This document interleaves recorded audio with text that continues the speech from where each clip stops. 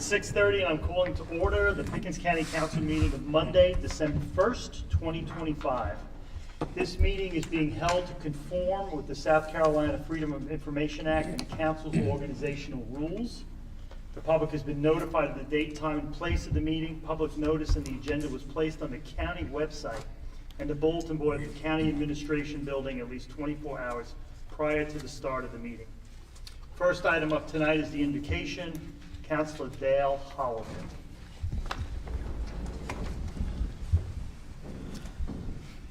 Our Heavenly Father, we thank you for all of the blessings that you have brought in our life through the course of this year, and especially, Lord, the birth of the Messiah coming up, what we celebrate as Christmas. And Father, we ask that you would give us grace for the challenges that lie ahead. We ask that you would give us wisdom, Lord, to make good decisions, Lord, moving forward. And so we ask all of this in your precious and holy name tonight. Amen. Amen. Next up is the Pledge of Allegiance. We got Mr. John Rainville, and he's going to introduce us to some outstanding students at Pickens High School in the junior ROTC. Okay, I'm Lieutenant Colonel John Rainville, my 8th year teaching junior ROTC. I got Cadet Sean Bagwell here, and I got Cadet Benefield and Cadet Bach here. They're both freshmen. He's a senior. Next year he's going to be out in the high seas because we're working on getting his Merchant Mariner credentials approved. And he's going to be a civilian mariner on U.S. Navy supply ships. Going to do that for a couple of years before he goes off to college and wants to go to ROTC and become a military policeman. Just want to let you know, our program is about motivating young people to be better citizens. It's not about indoctrinating or acting as a pathway to enlistment in any branch of service, although if somebody wants to do that, we can talk to you about the benefits of that stuff, okay? Just let you know that these kids are out here doing great things for the community, our service. They're doing flag retirement ceremonies to make sure that our worn and tattered flags we get from the Veterans Council don't wind up in the landfill. They're retired in a proper ceremonial and respectful manner, putting flags out on the veterans' graves, had a wonderful Veterans Day program, and teaching kids at the elementary and middle schools how to properly show respect for our flags, putting up and down, going down there and singing some patriotic songs with them. So anyway, when we say the pledge, since we're in uniform, we're going to be at the position of attention. We will not have our hand on our heart. So, but everybody else, I ask you to, if you're in civilian clothes, please join us in the reciting of the Pledge of Allegiance. John, you want to do this? Yes, sir. Pledge allegiance to the flag of the United States of America and to the republic for which it stands, one nation, under God, indivisible, with liberty and justice for all. Okay, just a picture, man, when you got a chance.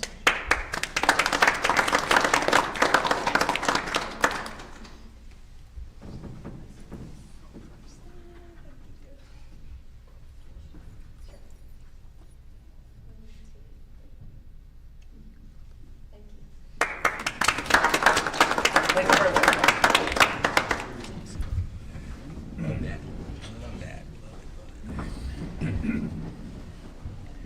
Next up is the public forum. Tonight it's my pleasure to introduce our first speaker, Mr. Brian Swords. I served with Brian on the school board about 10 years ago. He's one of the primary reasons, in my opinion, the Pickens County Career Center has become one of the top 5 in the state of South Carolina. He's now the president of the Easley Chamber of Commerce, so he's going to tell us a little bit about what's up with the chamber.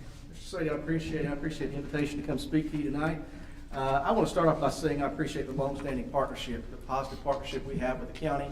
And talking with my peers across the southeast, that is not the case in many places. This is a very unique place here in Pickens County. We just appreciate that positive partnership. A couple of weeks ago, Mr. Bowers and Mr. Roper came over. We had an annual event we call our State of the County, where these guys came down and talked about some of the positive things that's going on. You guys do a tremendous amount of positive work here. We often hear about the negative, but there's a lot of positive. And anything we can do, the Easley Chamber of Commerce represents almost 400 businesses in the local area. And anything we can do to help you guys get the word out of the tremendous work you're doing, please let us know.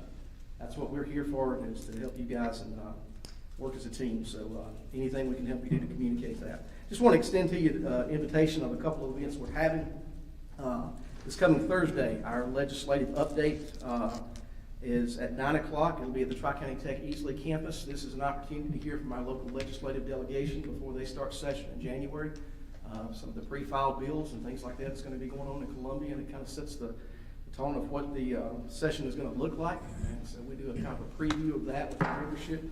So we invite you out to that. We're also starting our Christmas festivities, so as you can imagine, we're in full gear with that.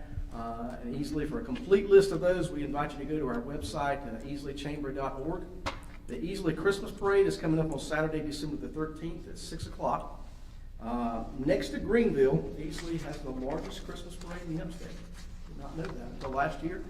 When we broke the record, we had over 100 entries, and I can tell you that we topped 100 entries the week before Thanksgiving. So I'll be in hot water with our local police department. Last year, the front of the parade met the back of the parade, so I was in a little bit of trouble for that. So, but again, we invite you, if you guys want to be in the parade, we want to recognize what you guys are doing. So the work you guys are doing, if you want to be in the parade, we want to give you some recognition for that as well. So please let me know if you'd like to be in the parade. Alex will even let you ride with Santa Claus. But again, I just want to thank you, Mr. Roper, for the tremendous work you guys are doing. You got Ms. Pratt, who's going through our Leadership Pickens County program, and Ms. Nations, who is on our Leadership Pickens board. So we appreciate all that you guys do. Thank you for the opportunity to be here tonight. Thank you very much. Thank you. Mr. Chairman and members of council, there are 4 other speakers this evening. I call Ronald Gentry. Ronald Gentry. Margaret Thompson.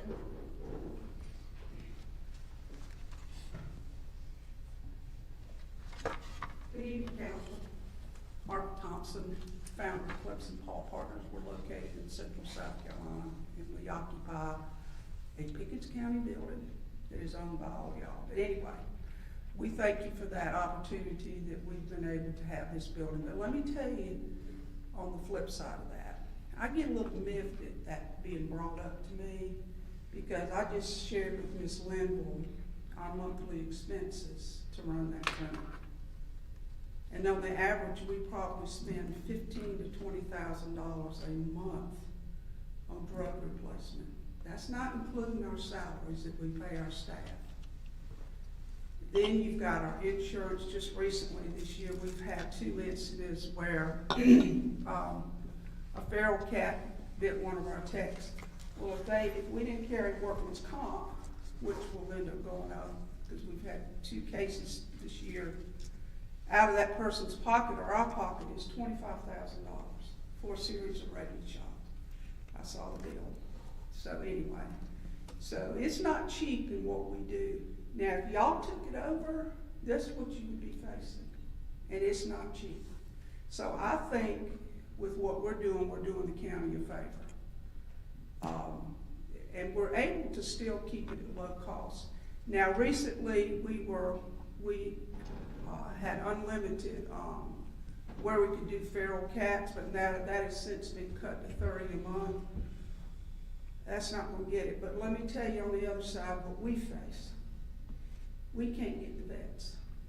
Even with the new vet school coming to Clemson, they are teaching these vet students now to go and work for corporate veterinaries, which that means your equity firms are buying out these private vets, and that's why it's become unaffordable to really care for your pet. In fact, it's become a luxury to own a pet. I got a call today, a lady said, listen, I'm desperate to get my dog neutered. The doctor in Easley wants to charge me $600. Now, a neuter takes about 5 or 10 minutes, to be honest with you. And they're going to charge $600, we charge $95. And that includes the microchip. So how do we stay in business? Just creative, because it's called volume. And when people feel like they have a chance that they can take their pet somewhere, be able to keep the pet in the home without letting it go or surrender it or turn it over to the shelter, because it's become very unaffordable to have a pet now because of the rising cost of animal care. So we need to stay right where we are. keep doing what we're doing, but I don't know the answer. But I do suggest that y'all consider hiring a vet and putting them in our clinic, because we take care of all the overhead, all you gotta pay is their salary. I hope y'all consider that. Thank you very much. Thank you. Shay Boggs Conley. Thank you, Council. My name is Shay Boggs Coonley, and I am one of the trackers for Margaret and Clemson Paw Partners. I'm here just to stress to you how important it is that we continue this TNR program, the trap, neuter, release that we are currently doing, which the funding has been cut. The numbers have been cut by council on this. I go out to homes and I pull up and there are cats running everywhere. There are debilitated cars sitting around. It looks bad. It's like something you would see on TV and you would think, oh, well, that's not around here. Yes, it is. And these people come out of their homes. They are walkers. I've met with cancer patients. I've met with one lady who's got congestive heart failure. She's been told, I have 1 month to live, but I want my cats fixed. Please get them fixed for me. These people are desperate to have their animals taken care of, desperate for this program that Margaret has in place to go out and help them. And the trappers, we are willing, we are volunteering our time and our efforts to go out there. We go to the homes, we trap. Sometimes it might take 2 days, sometimes 3 days that we're going back and forth to that person's home outside of our work hours. Then we take the cat to surgery. We go pick up the cat from surgery. We take them back to our house. We hold them there for 24 to 48 hours. Then we go back to that home again. If we've not gotten that cat, we start the process all over again. This is a much needed service for the residents of Pickens County who were a lot of them are in financial binds where they cannot afford to go and pay hundreds of dollars to a regular veterinarian to have the service done. Plus they're getting vaccinations, they're getting rabies, which is extremely important because as Margaret's mentioned, there's been 2 incidents where cats have bitten one of the vet techs. So that rabies is very important as well. So if you would please consider reinstating the numbers for us to continue trapping at higher levels than what we are, we would appreciate it very much. Thank you. Thank you very much. Josh Medlin.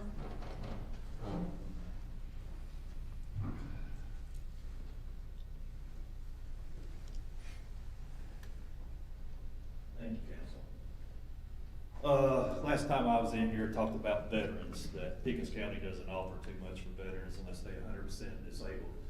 Got a solution, very simple. Do it by, if they're disabled, do it by the percentage that they're disabled. Me, 40% on my taxes, give me a 40%. Well, I pay 60% of my taxes, I get a 40% cut. Somebody 10% disabled, they pay 90%, 10% cut. So on, so on, so on.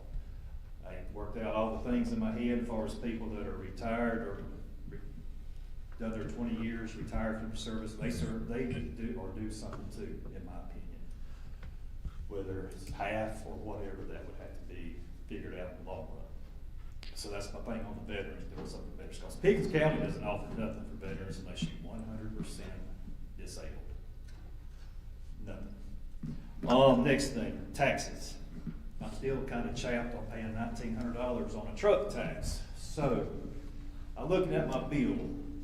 I paid $17.96 to Tri-County Technical College. Why? If I wanted to go to Tri-County Technical College, I'd probably have to pay between $2,400 and $3,200 a semester to go to that college. I'm not going. Why do I got to pay taxes on it? It's kind of like paying the sewer tax for people y'all give tax cuts to work at the place on Cartier Road, new businesses. I don't like it, but probably nothing will happen. The other thing I looked at was, I tried to find all of y'all through the interweb. Found Mr. Roper, found Mr. Bowers, Miss Linville, Mr. Lawless, I'm gonna pronounce your last name wrong. Alice. Alex? Alex. Okay. I didn't find you, there's quite a few lanes, and I found Mr. Holloway. Y'all's property, I'm gonna start with my property. My property is valued, going by the taxes, by the website, $199,900. My assessed value, whatever, is $199,900. I pay taxes on $199,900. I'm gonna start with him. He's got $1.12 million property. He pays roughly $500,000 for $500,000. I believe you got about a $300,000 home. You don't pay $300,000 worth of taxes, and so on and so on. And you got a bunch of properties. You don't pay near what your value of your properties are in taxes. I looked at a bunch, and one stuck out to me. It was like 313. You pay 270 market value or something like that. So there's like a $75,000 difference in taxes. That is it part of being a chairman? Because if so, I'm coming in 28. Okay, great. All right, he actually called people out by individually, so we're going to respond to that at the end individually if we want to. Which is the next speaker? Mr. Chairman and members of council, this concludes the public forum. Okay, Mr. Roper, you go first. Yeah, I want to respond on the Clemson Paul Partners issue. The last speaker, he and I spoke, and I explained to him that the way state law works for your primary residence, you're capped at a 15% increase, so that if you stay in your home for a long time, your taxes don't go to the full market value. I think that's some of what he's pointing out in this conversation. But the thing I would like to speak about is, of course, the important work that Margaret and her folks are doing at Clemson Paul Partners and the good partnership that we have. But it's incorrect to say that this county council cut funding for spay and neuter. It's just incorrect. We didn't. What happened is, as we approached the end of the budget year last year, we had some money left over in spay and neuter, and we allowed Margaret's folks to do the good work they do. And we said, as many as you can do right now, as many as you can do, keep doing them. So we did that until the end of the year. Now, as we get into this year, we've got to manage our budgeted funds, and we're about halfway through the budget year, and it's going to be tight.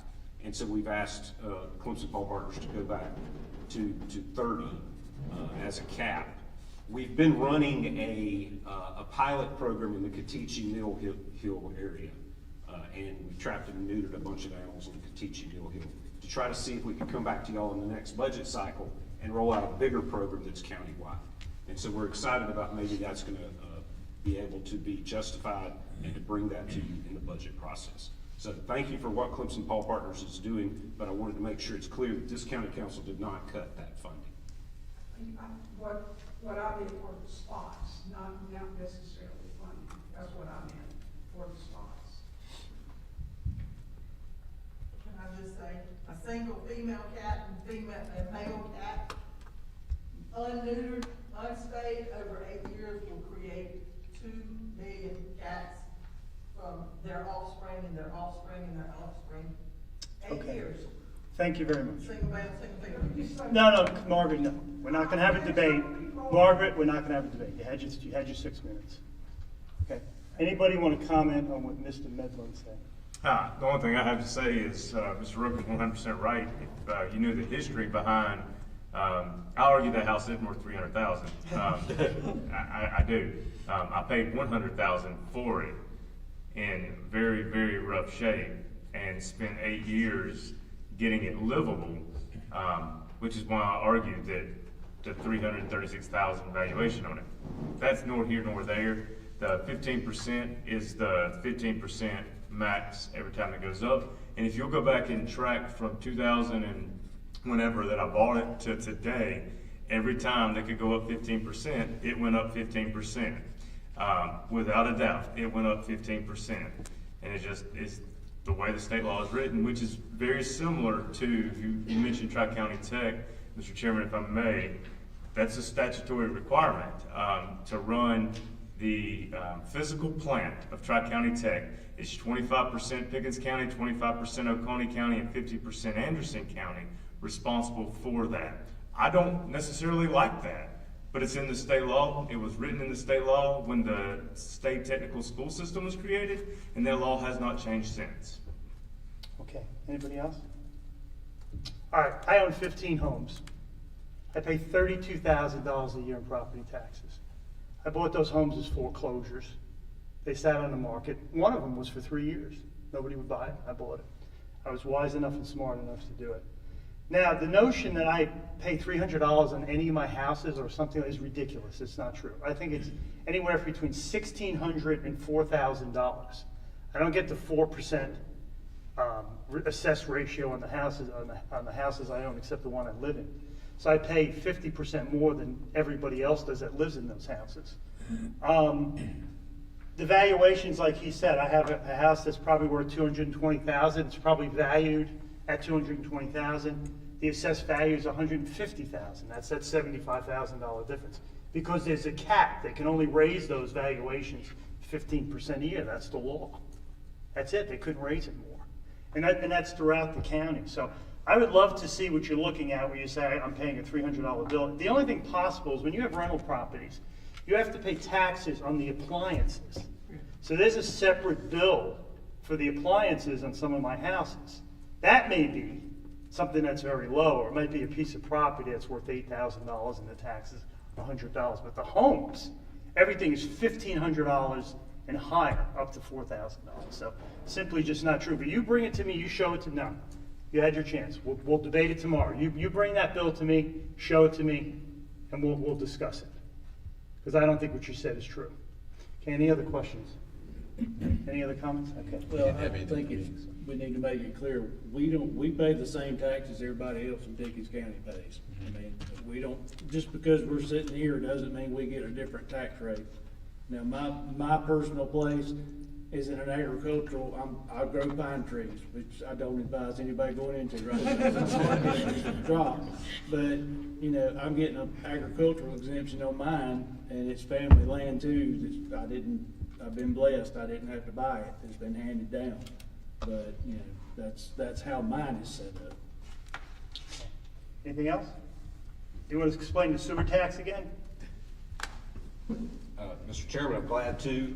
The sewer fee that people see on their tax bills, that's applied uniformly on all the tax bills in the unincorporated areas of the counties, of the county. And it's to offset the expenses for having the sewer plants that were built to service the Pickens County Commerce Park, as well as several of the schools in that community, up and down 123. So it's used to offset that. And it doesn't apply to folks inside the city of Liberty or the town of Central, because they pay otherwise through an agreement where those towns use those sewers. So it's to offset the sewer that benefits all of us commercially, educationally, and industrially. And it's not related to whether your house is on sewer or what. No, we get that call every year, Mr. Chairman. I know you all do too. People come and say, I paid my sewer tax, hook me up. And that's not what it is. We've explored in the past renaming it an economic development tax, but that seems like we're hiding the ball, so we just answer that question every year. Good. Okay, next item up is number 3. It's approval of the minutes. I'm going to make a motion to approve the minutes of November 3rd and November 17th. Do I hear a second? Second. Any discussion on those minutes? Okay, those in favor, raise your right hand.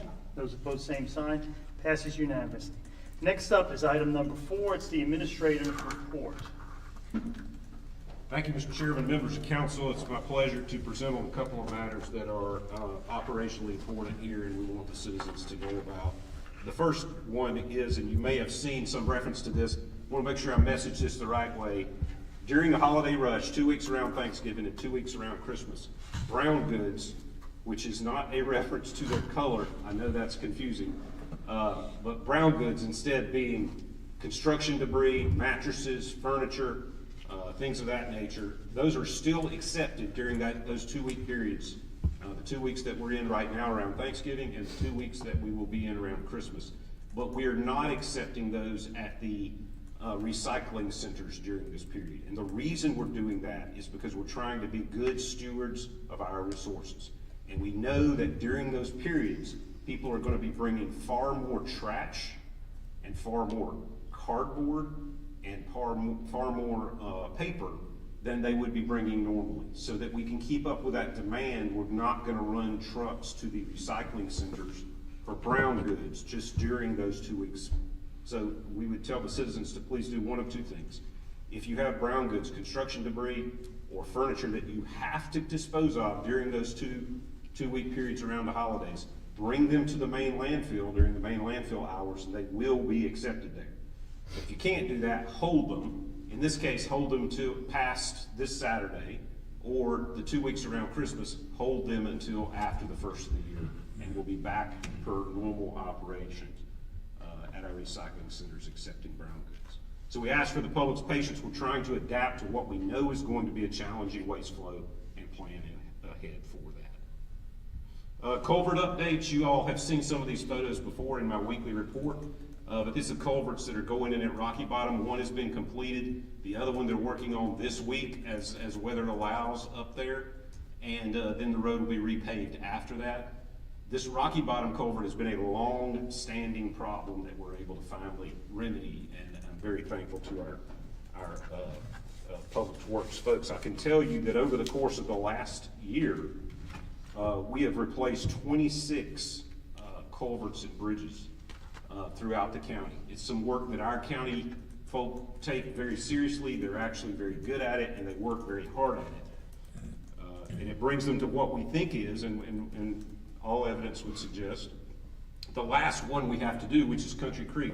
Mr. Chairman, I know this is in your district, and I know you get these phone calls.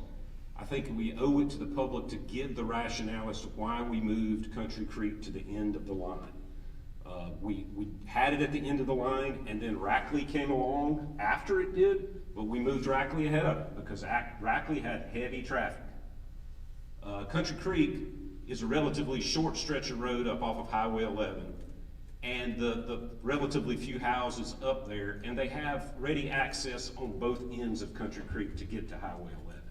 So it was a relatively small amount of homeowners that were going to be impacted, and they both had easy access. Basically, the choice they had to make was, well, I used to always turn right out of my driveway to get to Highway 11. Now I just have to turn left out of my driveway to get to Highway 11.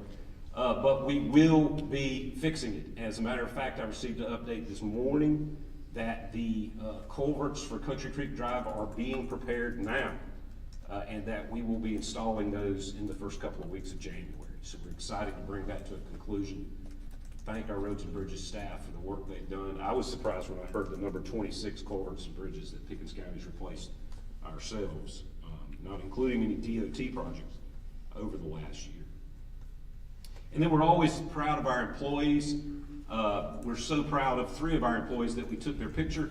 The 4th employee, Tim Owen, we didn't have a good picture of him, and so we're embarrassed that he is showing up as a light blue square there. But these are our 4 folks that went through the NACO High Performance Leadership Academy and have graduated. Kyle Bennett with Stormwater, Emily Brzezinski with Alliance Pickens, David Wagner with E911, very important position there, and then Tim Owen, the head of our building maintenance department.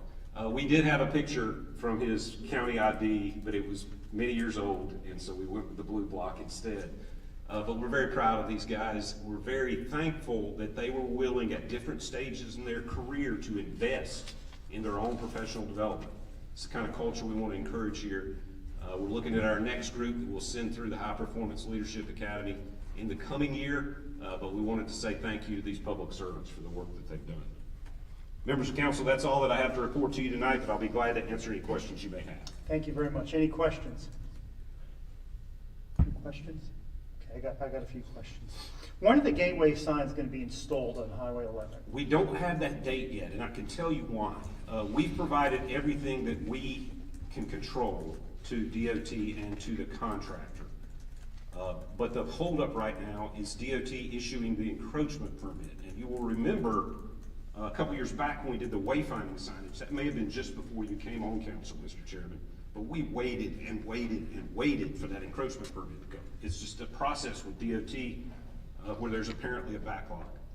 Okay. I've personally spoken to both the Secretary of DOT and to his Chief of Staff about this issue, trying to shake this permit loose and to get us on the gateway signage. But as soon as we have that, the contractor's ready to go, and we will be excited to have those gateway signs. Okay, so this month is 3 departments are going to be moving from the courthouse to the Garvin Street property. So when they're all moved in, I definitely want to tour that building. I mean, the outside looks great. Yes, sir. Did a good Very job proud on of that it. project. Did a very good job on that. Do you know the timeline of when we're going to have the 2 buildings out of there, which is the old Ben Trotter building and Roy Knight buildings? When we're going to? I don't know the timeline on that because it'll be Roads and Bridges that does that work. So we're gonna look for a lull in their work to when we can knock those buildings down. But I will tell you that that is a long-term solution, like in the next few months, to parking issues. There's 28 marked spaces around the Garvin Street building. That'll be 28 cars taken away from the courthouse and parked over there. Yeah, that's why Which I'm will asking. alleviate a lot of That's why I'm the asking. If we get congestion. more parking on the west side, which is in the plan, it would help the city out a little bit. Yes, sir. Okay, my understanding is that county employees are not allowed to volunteer for similar jobs that they're paid for. So I would like to see the law, the regulation, the case law on that at some point. So that's gonna be a question I'm gonna have tomorrow morning. Yes, sir. And where do we stand on building out the Popefield EMS station? So I got an update on that as well this morning. You know, we were delayed a little bit with permitting from the city of Easley, but they worked with us. The contractor, I believe they have the stud walls up, the plumbing has been approved. Their anticipation date to complete the entire project will be by the end of this month, so prior to December 31st. Okay. Any other questions for the administration? No? Okay. Thank you. Thank you. Next up is committee reports, which we have none.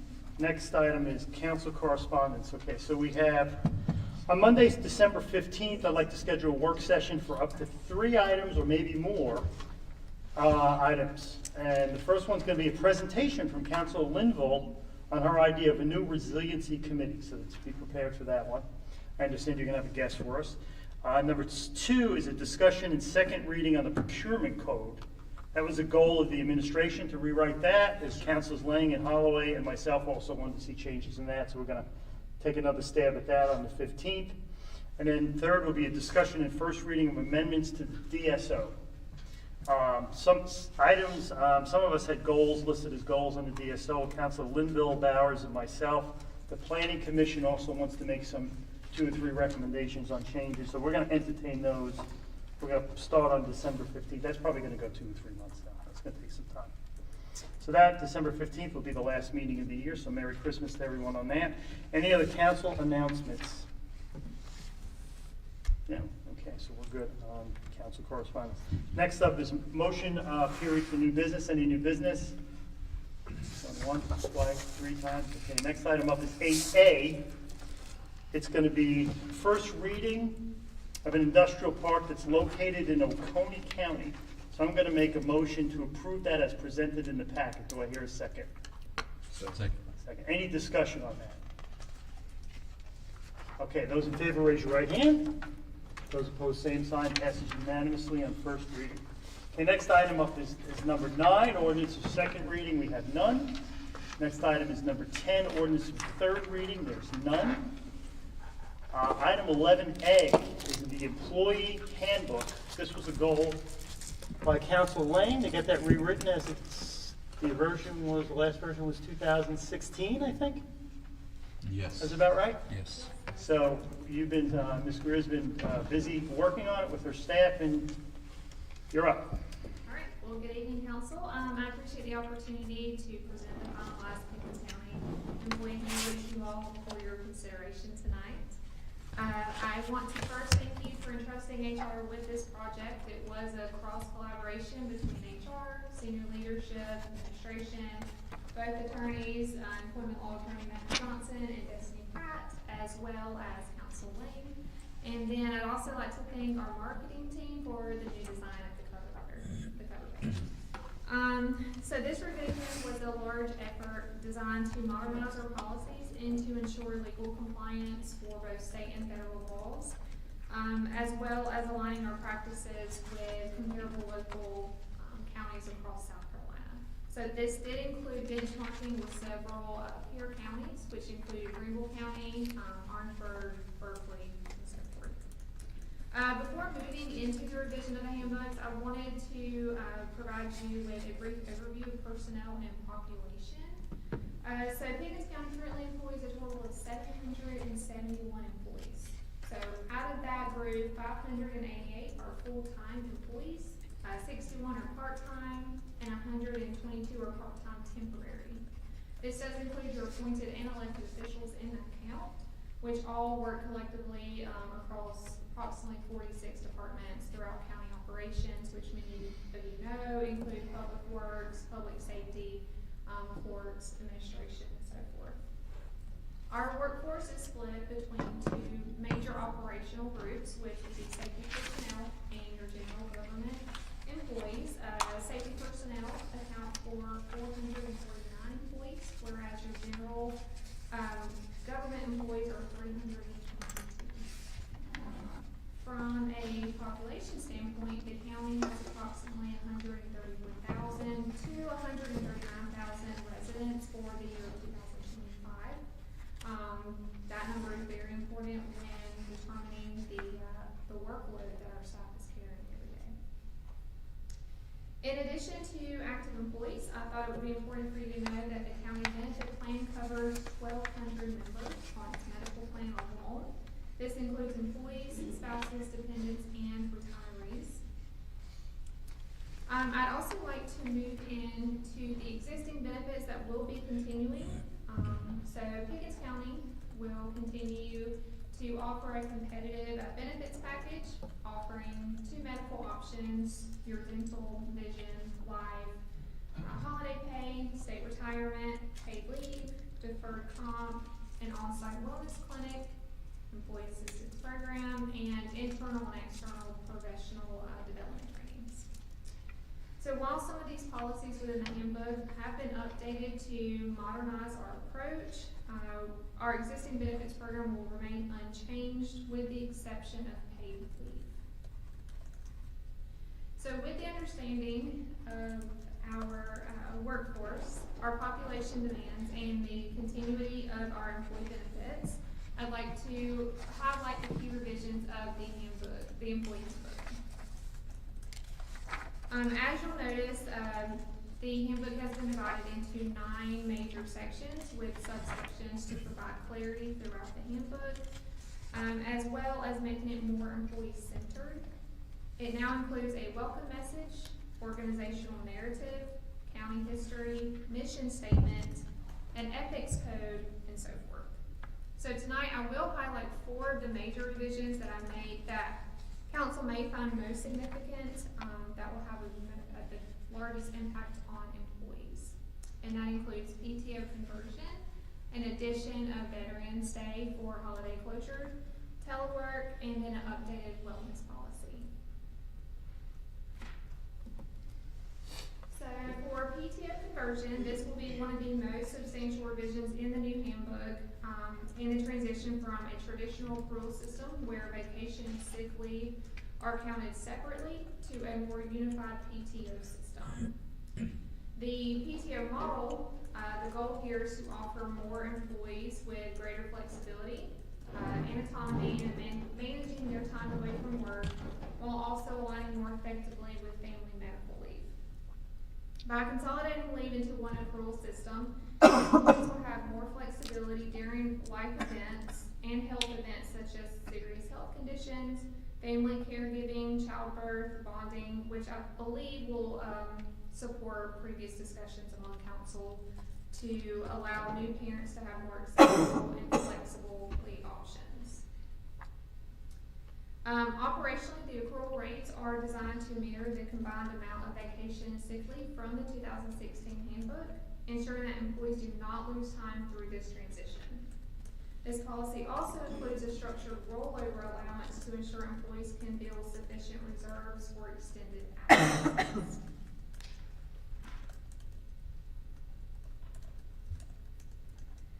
In addition, I would like to request that we include Veterans Day as an official county holiday. This change will align Pickens County with the majority of the counties across South Carolina. It also reflects our ongoing commitment of honoring those that have served within our community and our organization. This also was heavily expressed in a recent employee survey. In addition to the Veterans Day holiday, I'd also like to request that we provide a structured telework policy that outlines eligibility, expectations, and accountability requirements. This policy does not guarantee remote work for all positions, but it does provide a formal framework for departments where telework can be operationally sound on a case-by-case basis. And this is to better support work-life balance and employee flexibility. I believe this framework will ensure consistency across departments and provide better retention throughout the county. And then last but not least, a revision to the wellness policy has been updated to promote employee well-being and supportive preventative health measures. This policy is designed to remove the existing lipid panel requirement and replace it with a health wellness exam, which will be recommended by their primary physician of their choice. This was included because this will impact a large majority of our employees that are covered on our medical plan, which is a requirement if they're covered. So although this handbook has been entirely restructured and these key revisions represent improvement to our policies and support both our employees and department operations, I do request council for your approval of the updated employee handbook for it to go into effect January 1st, 2026. If you have any questions or would like to have further discussion, myself, our employment lawyer, Matthew Johnson, and Ralph Garino is here for questions. Great, thank you. Okay, let's start with questions before we make a motion here. Does anybody have any questions on this? Mr. Chairman, I do, just on the PTO, and I was looking over it, and it makes me excited just to be able to talk about PTO, because for years I've asked about PTO. I see the max that you can roll or accrue. Is there a formula for accrual? Yes, sir. Let me get there really quick.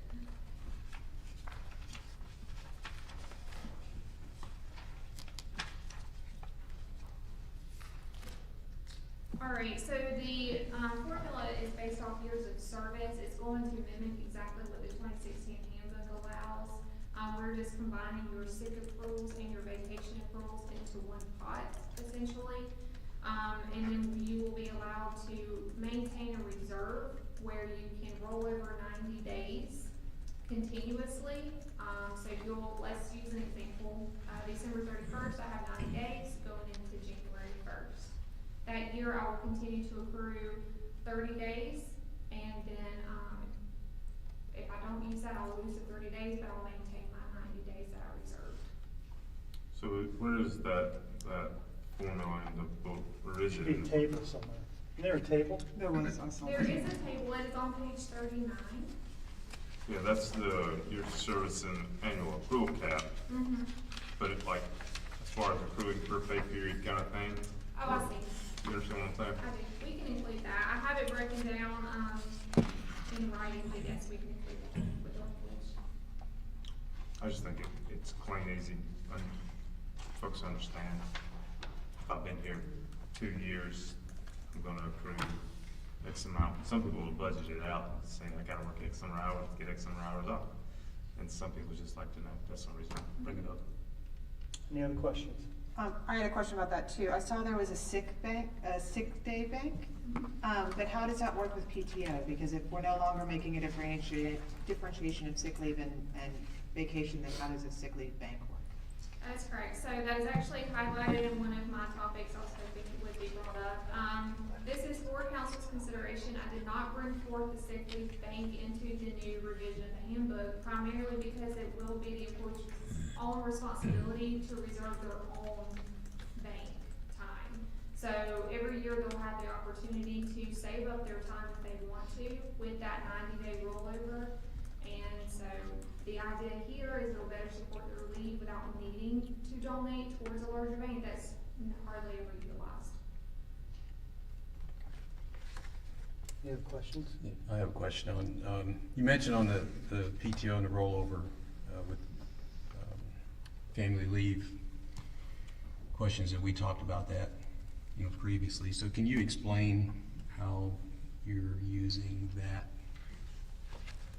in place of specifically stated family parental leave? Yes, absolutely. With the existing vacation and sick time, vacation is fronted upfront when an employee begins or at the early beginning of the year. And sick time is accrued bi-weekly. By combining this and allowing a 90-day rollover, which will be replacing the 1-week rollover, it'll allow, again, employees to create a reserve for themselves to be able to properly plan for any extended absences in the future. Once they return, they'll continue to accrue that bi-weekly, whereas right now, they will usually exhaust all of that and they'll have to wait till the next year before they can accrue anything else. Okay, good, thank you. Also, we talked about, in previous meetings, it's been a while, but we talked about providing leadership training for frontline supervisors, mid-level and upper-level management. And I didn't see anything about that in here, so is that, are we considering that? I think it. Yes, sir. That's an item on my to-do list. Okay. I do have a goal of creating a succession plan toolkit for all of our senior leaders in management. And in that toolkit that I am mimicking from another county, it provides a breakdown of what trainings are expected to make sure that they're prepared to take the next step. Okay, and so are you gonna add that as an amendment to this document? We can certainly do so.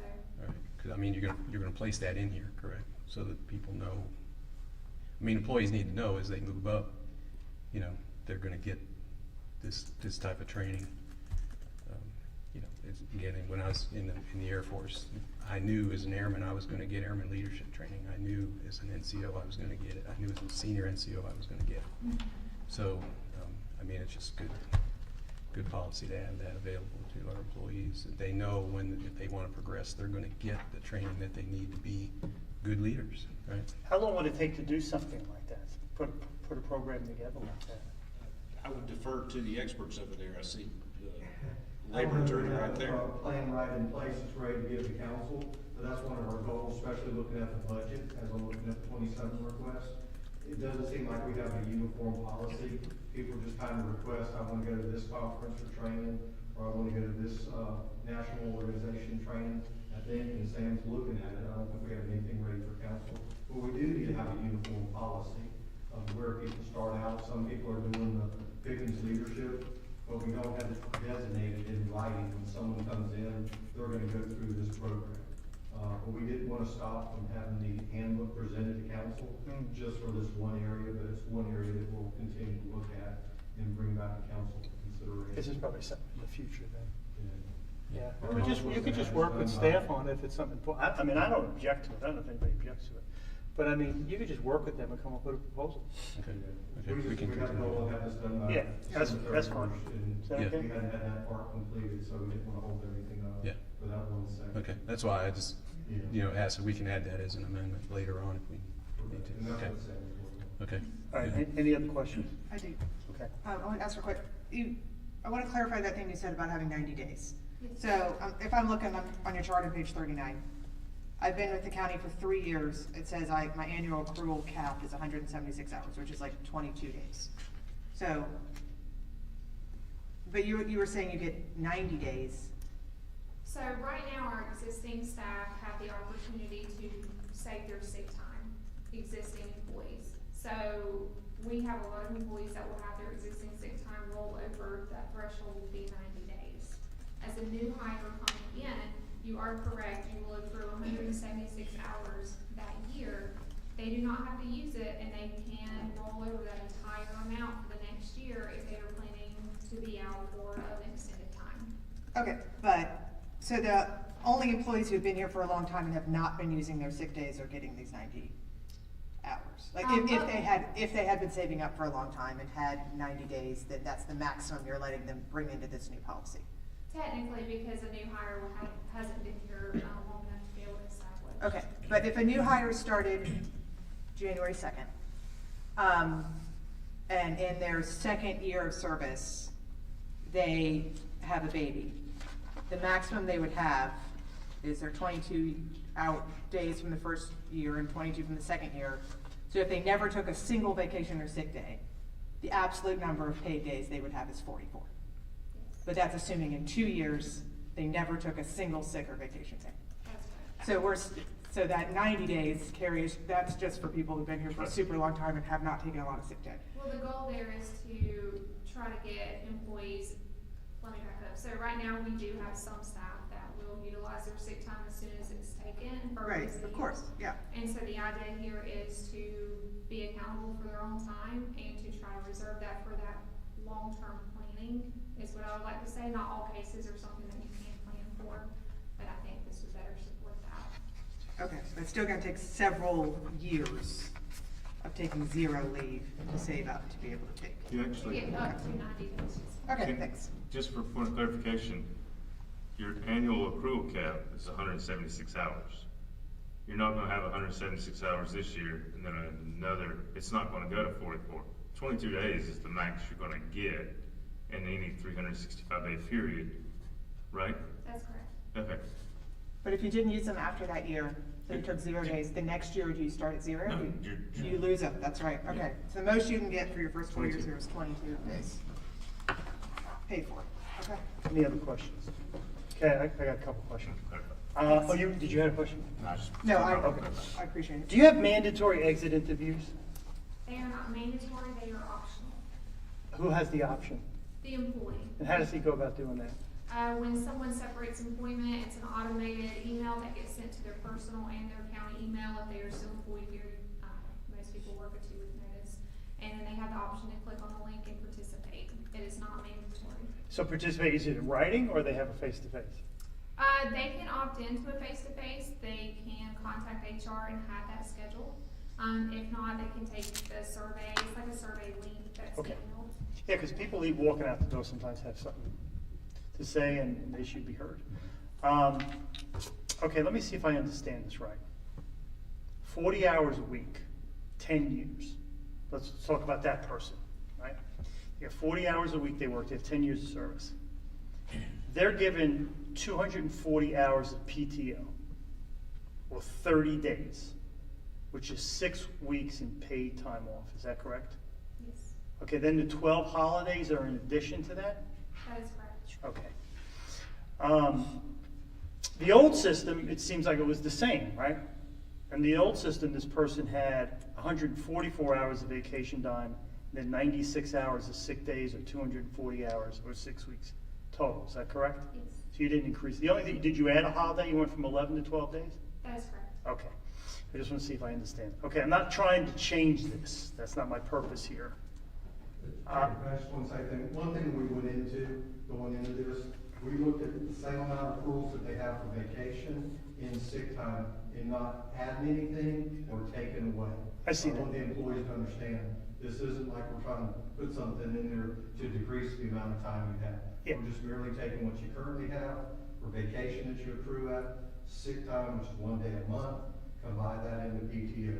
The 90 days cap has been there before I came here 26 years ago. And that kind of corresponds with the state retirement system and how you get credit when you retire. So I just want to kind of. Yeah, when you retire, you get those 90 days, you get to extend your, Up to max extend 90 days. your tenure. Okay, yeah, that's why I went through the numbers, because they're the same. They're just different ways to get there, right? All right, and I'm not trying to change it. I gotta make a point here, just as a citizen. Somebody that works 10 years, 40 hours a week, gets 6 weeks off paid and then 12 vacations, plus the medical plan, which is a very good medical plan. I did the math on that. For a family, I think the county government provides about $24,000 in benefits. Yeah, I mean, that's staggering. Because the plans are pretty skinny in the private sector now. And then when you retire, it's a state system, you get 40 to 60% of your pay in retirement.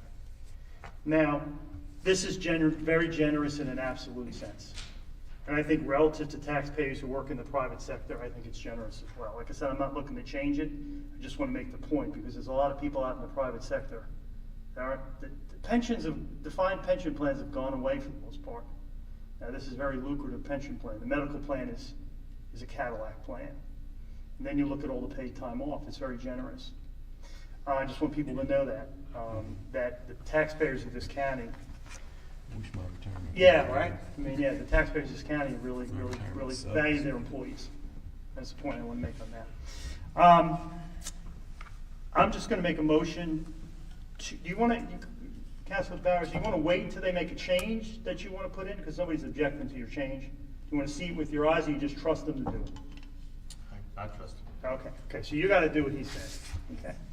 And Helen, if you want to look at it, that's fine. I don't have a problem. No, I don't think anybody has any objection. So I'm going to make a motion to. Sorry. Oh, you have another question? Do we have to do 3 readings on this? No, I think it's one reading. Just one, okay.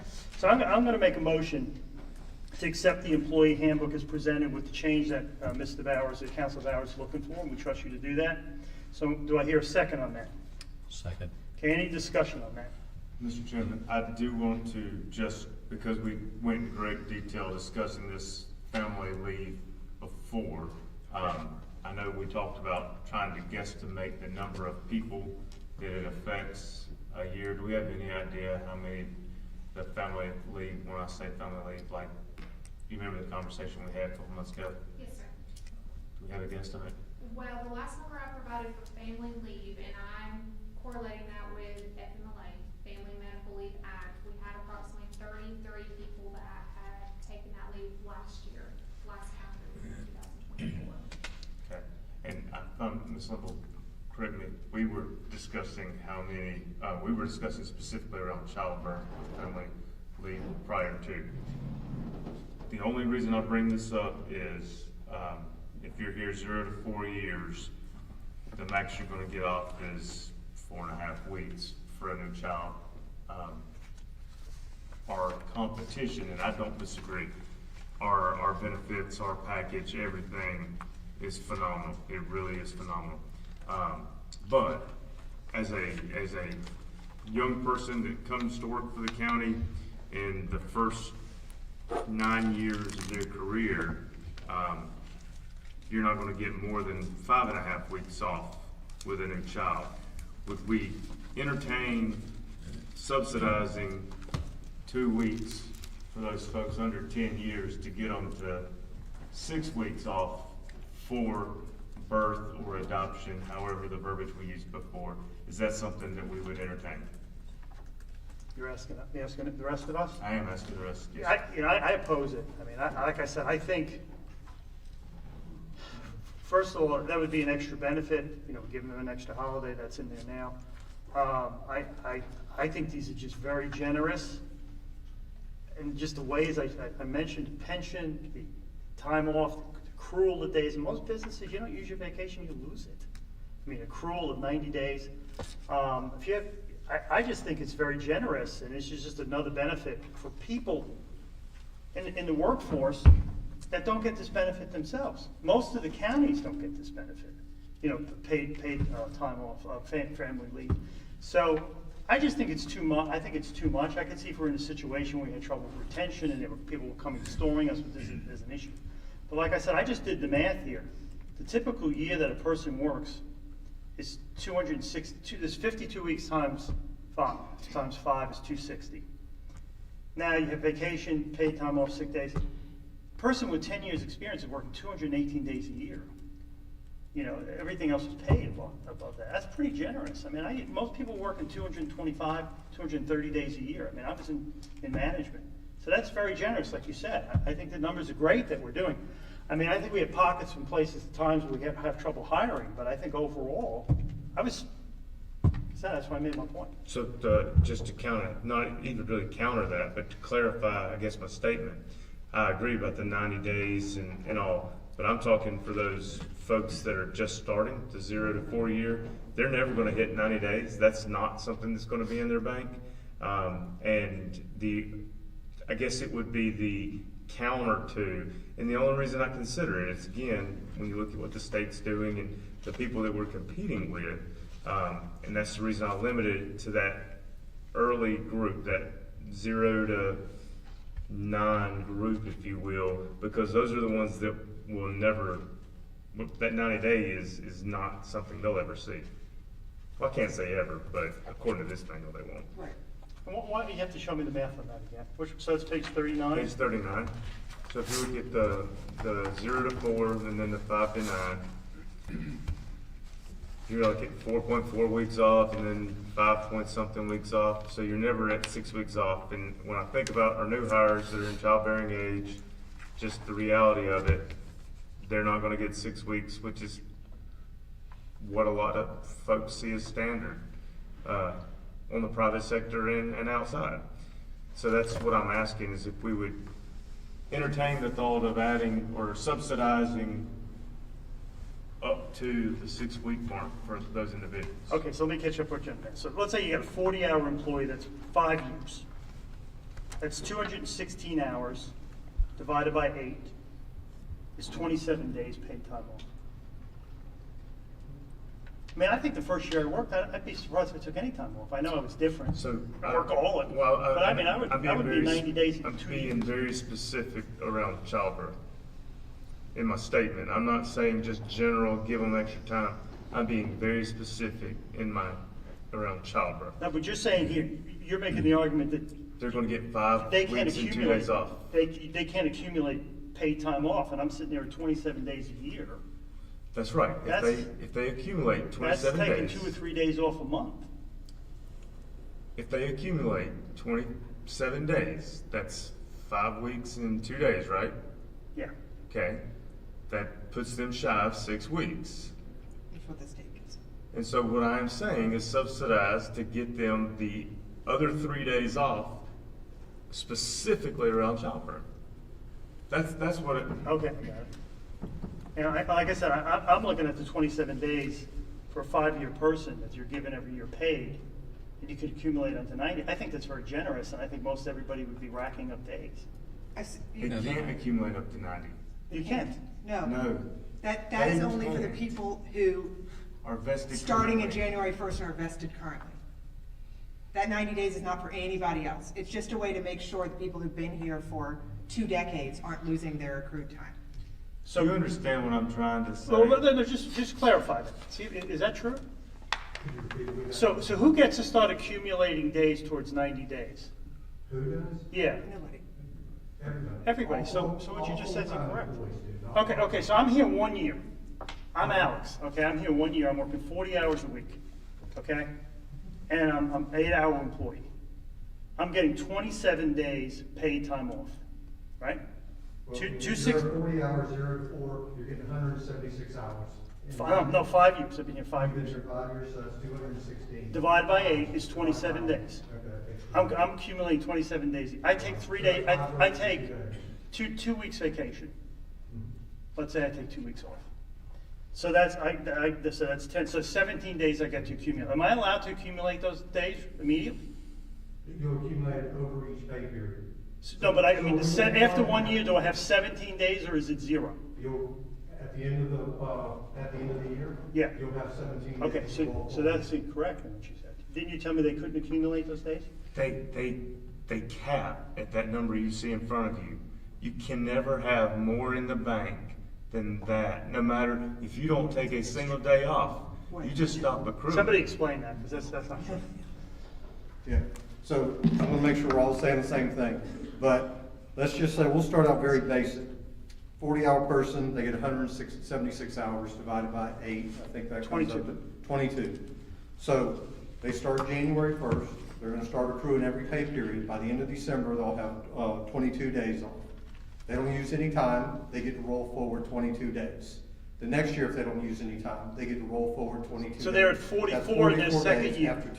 After 2 years. Okay. The cap will come in at 90 days like we've always had, but we just called it short-term absence. Now we're just calling it 90 days of PTO time. So it takes approximately, don't hold me to the exact math, maybe 5 years to cap out at 90 days if you do not use your time. If you've never been sick or taken a vacation. That's correct. If you've done 0 PTO. So there's no use it or lose it like we do now with vacation time. Now we have use it or lose it for vacation time. So if you don't take your vacation, you're gonna lose it. This allows them, in essence, because we're combining it, in the old system, roll your vacation forward. Whereas before, right now, you're gonna lose it as of December 31st. Okay, so that's 2 additional things. You got an extra holiday, plus you're no longer using or losing your vacation. Right. You use or lose it after 90 days.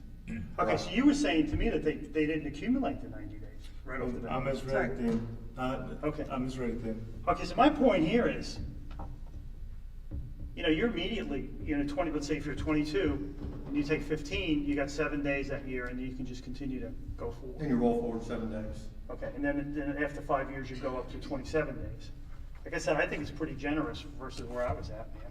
Gosh. But you could never go past 90. 90 now. 90. No, and that was Then you done still- many years ago to tie to the retirement system, because you can use up to 90 days if you haven't, to go towards your, how they count your annual final compensation, and that goes into the calculation of how much your retirement is. Generally, every year, it's 2% of your annual pay, into your annual pay calculation. It's changed for tier 3 people. Tier 2, it goes along with that if you have 28 years in the system for an SRS, or 25 years if you're a police officer. So I'm kind of getting sidetracked, but I want to give you history of why it was 90 days. Okay. Any other comments on that? I do need clarification just because I am confused. The 90-day cap will be based upon whether an employee is scheduled as a 30-hour, 37.5-hour, 40-hour, or 43-hour per week employee, or 24, 48-hour shift EMS or fire employee. What does that mean? If a 90 cap is a 90 cap, what does it matter? I don't understand. It would be based upon whether, what are we basing? Yeah, what's your answer? Matt, thank you. Matt Johnson. Thanks for hearing from me. Unfortunately, municipalities can be very difficult to write PTO policy for. I've done it plenty. I've done it for big corporations, small corporations. The difficulty with a municipality is you have all these employees that have very different schedules. I may have an 8-hour schedule, I may have a 10-hour schedule, I may have a 24-hour, 48-hour schedule, and we're trying to write basically one handbook that covers everybody. So that 90 days means if I'm a 30-hour employee, I get 90 of whatever my day is. If I'm a 37.5-hour employee, I get 90 of whatever my day is. I just wanted that clarification. That's what Does I that thought make I sense? understood. I just wanted to make sure that. Okay. Now, what if I'm a 24, 48-hour employee and I build my time and then I take an office job and now I'm an 8-hour employee? We do a conversion of your time to calculate it at 90 days. Perfect. We've had that happen many times. That was just a fun question. I wanted to Ralph's ask. very good at that stuff. Okay, thank you very much. I have a follow-up question on this too. It says, on the PTO requirements, it says, employees may not schedule more than 2 consecutive weeks, 10 business days of PTO at one time. Would this apply if they have to use all of their PTO to stay home during FMLA? So does that need to be stated? It's the second, on the request timeline, under PTO scheduling and approval requirements. It says you cannot schedule more than 2 consecutive weeks of PTO at one time. That would be just for your general vacation, usage, that would not be for a type of long-term absence that could potentially be covered under FMLA. Okay. Any other discussion on that? Council Lane, this was a goal of yours, or what's your take on it? Well, I think, I thank you, Samantha, for all the time, and Ralph also, for all the time you put into this. And this didn't come easy. This handbook is to me, I mean, head and shoulders above the old one. I think you would agree with that, with all the time you put in it. So first, I want to say thank you. Thank you for the time you put into this. I think it's a much better document. I think the employees are going to be very happy with this,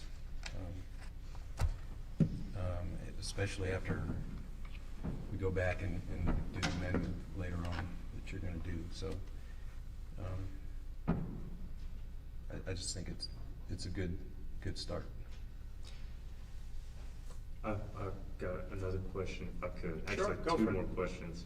Our current model is we front load time, right? The new model will be you accrue it as you work based on paid hours. What will that look like? So if I'm out of time at the end of the year, and we start January, or I'm out of the office, I just accrue based on starting January because there is no more front-loaded time. Okay.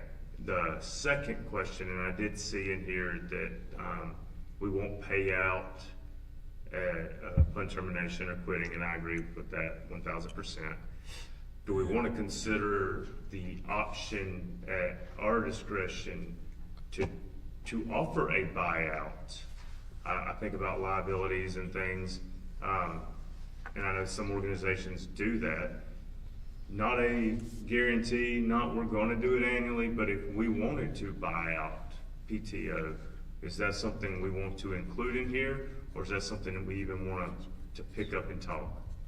I think you could end up having a liability if it's implied that you may pay time out for accounting purposes, maybe not for legal purposes. I'll defer to Matthew on that. But for accounting purposes, we have to look at long-term liabilities and what's implied and what your policy is. So I don't know that we want to imply that because it could show our financials that we have a long-term liability. And that's a little technical, but. I get that, and that's the reason I asked the question. And I've seen it go both ways, and I've worked at places that did it both ways. Some years they offer it, some years they don't. Some, it just it varies. And I just know it wasn't in here, so I didn't know if that's something we wanted to discuss. So. I mean, that could be something as a separate thing, as a separation that y'all consider. Yeah, absolutely. But I will put it in the policy. And I know I've been hard on my questions, but I think it's a great document. So. That's a good question. Anything else? I did want to ask one question. You said you did some benchmarking against other counties. I know, based on an attempted conversation I had with this council, that there's not interest in family leave policy. Did you encounter, though, any other counties that were doing care leave, like for care of sick or elderly, is often done as a broader policy that's not just around childbirth or adoption, but there's a general care. Did you see any other counties, is that kind of leave being offered? I noticed in other handbooks that a leave option was being offered in addition to their separate vacation sick rules. And it's ultimately 5 to 10 days on some of what I have seen. And just to note, FMLA does cover, As unpaid leave, right. as unpaid leave, that's correct. It does cover caring for a loved one if they're going through a serious medical condition or so forth. But I do notice some counties offer a leave option. Okay, thank you. Anyone else? Yeah, I do have another thing. We talked before, with Mr. Roper about this, about employees being able to talk to council. I'd like to offer an amendment in section 2, and I'd like to add that to read, and I've got copies if everybody would like to do it, but I'd like to add. I'd like to see a copy if you got it.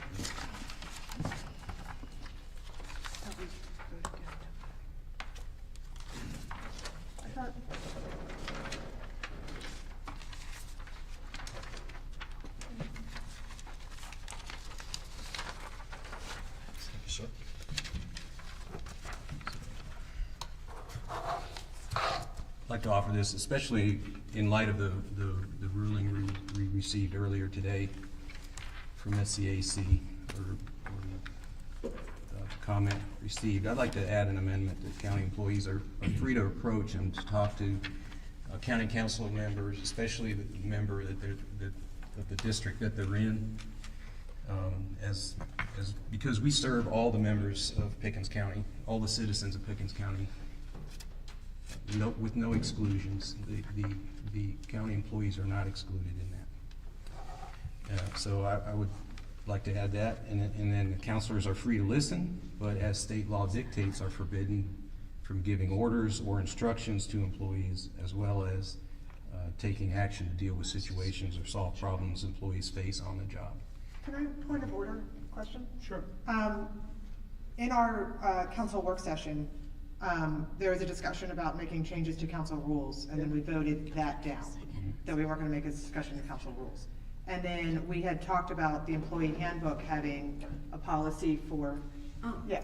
I apologize for interrupting, but I didn't hear a second to your amendment. Yeah, she had a point of order, so that stops everything. So, sorry, I'll just. No, I'm sorry to interrupt, I just. Thank you. No. So she's saying some rule is not being followed. So, yeah, that's my question is, we voted against making a change in council rules. And then I thought as part of that vote, we had also talked about that a change would come regarding reporting and whistleblowing and that within the county handbook, not language change. I just want to make sure that this is not something we already voted against. Well, I actually made that motion, and it was to change the county rules, county council rules. This is the handbook, it's something different. Okay.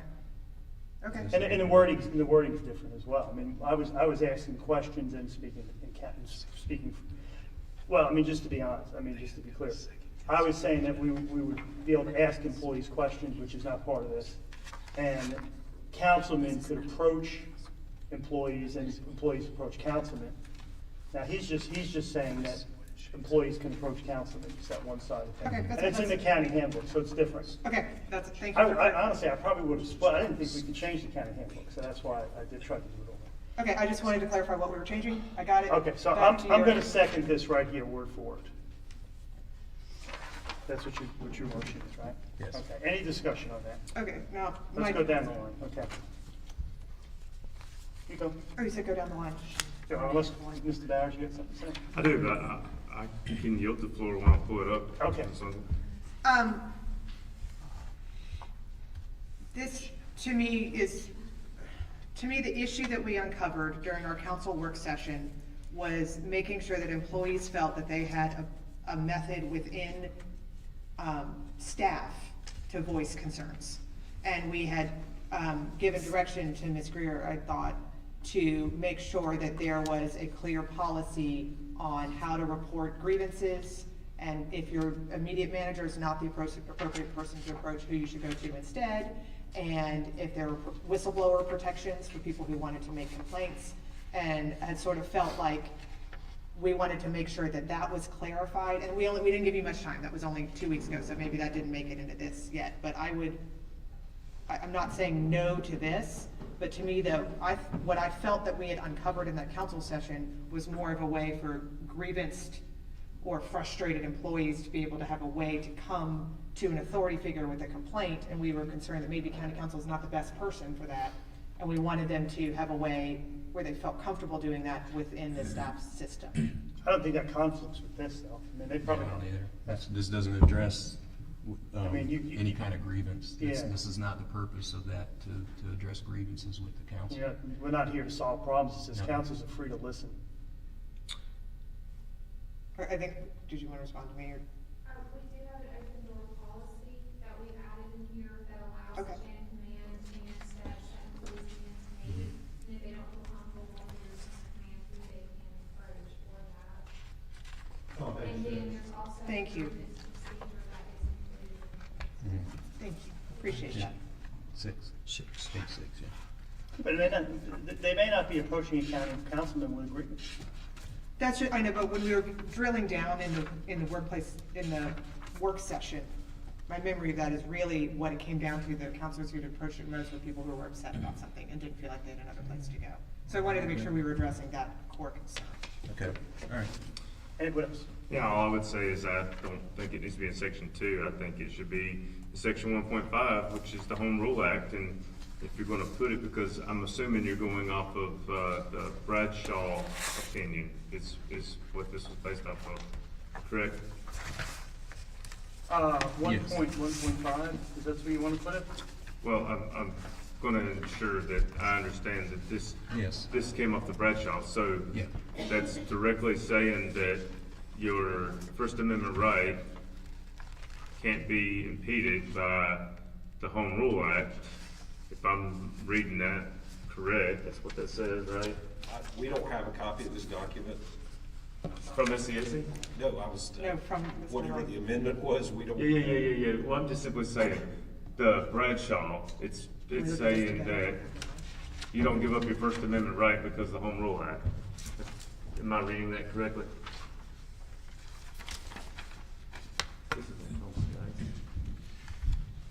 Yeah, but they're. I honestly, I would put it after 2.3. Well, so, what I was gonna say is simply, the Bradshaw, ruling or whatever opinion is all about the Home Rule Act. I think it goes at the, where you say similarly, county employees should not bypass their department chain of command to make direct contact with county members, council members regarding administrative or operational matters. However, county employees should feel free to speak to county council members if approached by county council members and will not be subject to discipline. And I think that something along the lines of you get the right to speak to your representative fits right there perfectly, but short of that, I don't care. Let me read that there, Scott. No, I'm open to that. You understand what I'm saying? Yeah, I'm open to that. Putting it there instead.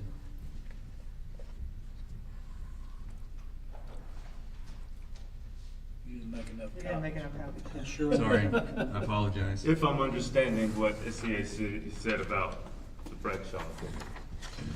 Yeah, the reason I want to add, why I like his language is it actually puts it at the bottom, it just says councils are free to listen. That's the key, because the law is really clear. You can't take orders, you can't give instruction, you can't deal with situations and provide solutions to problems. So I mean, I think, with a statement like county employees are free to approach and talk with county council members, that needs to immediately be followed by that statement.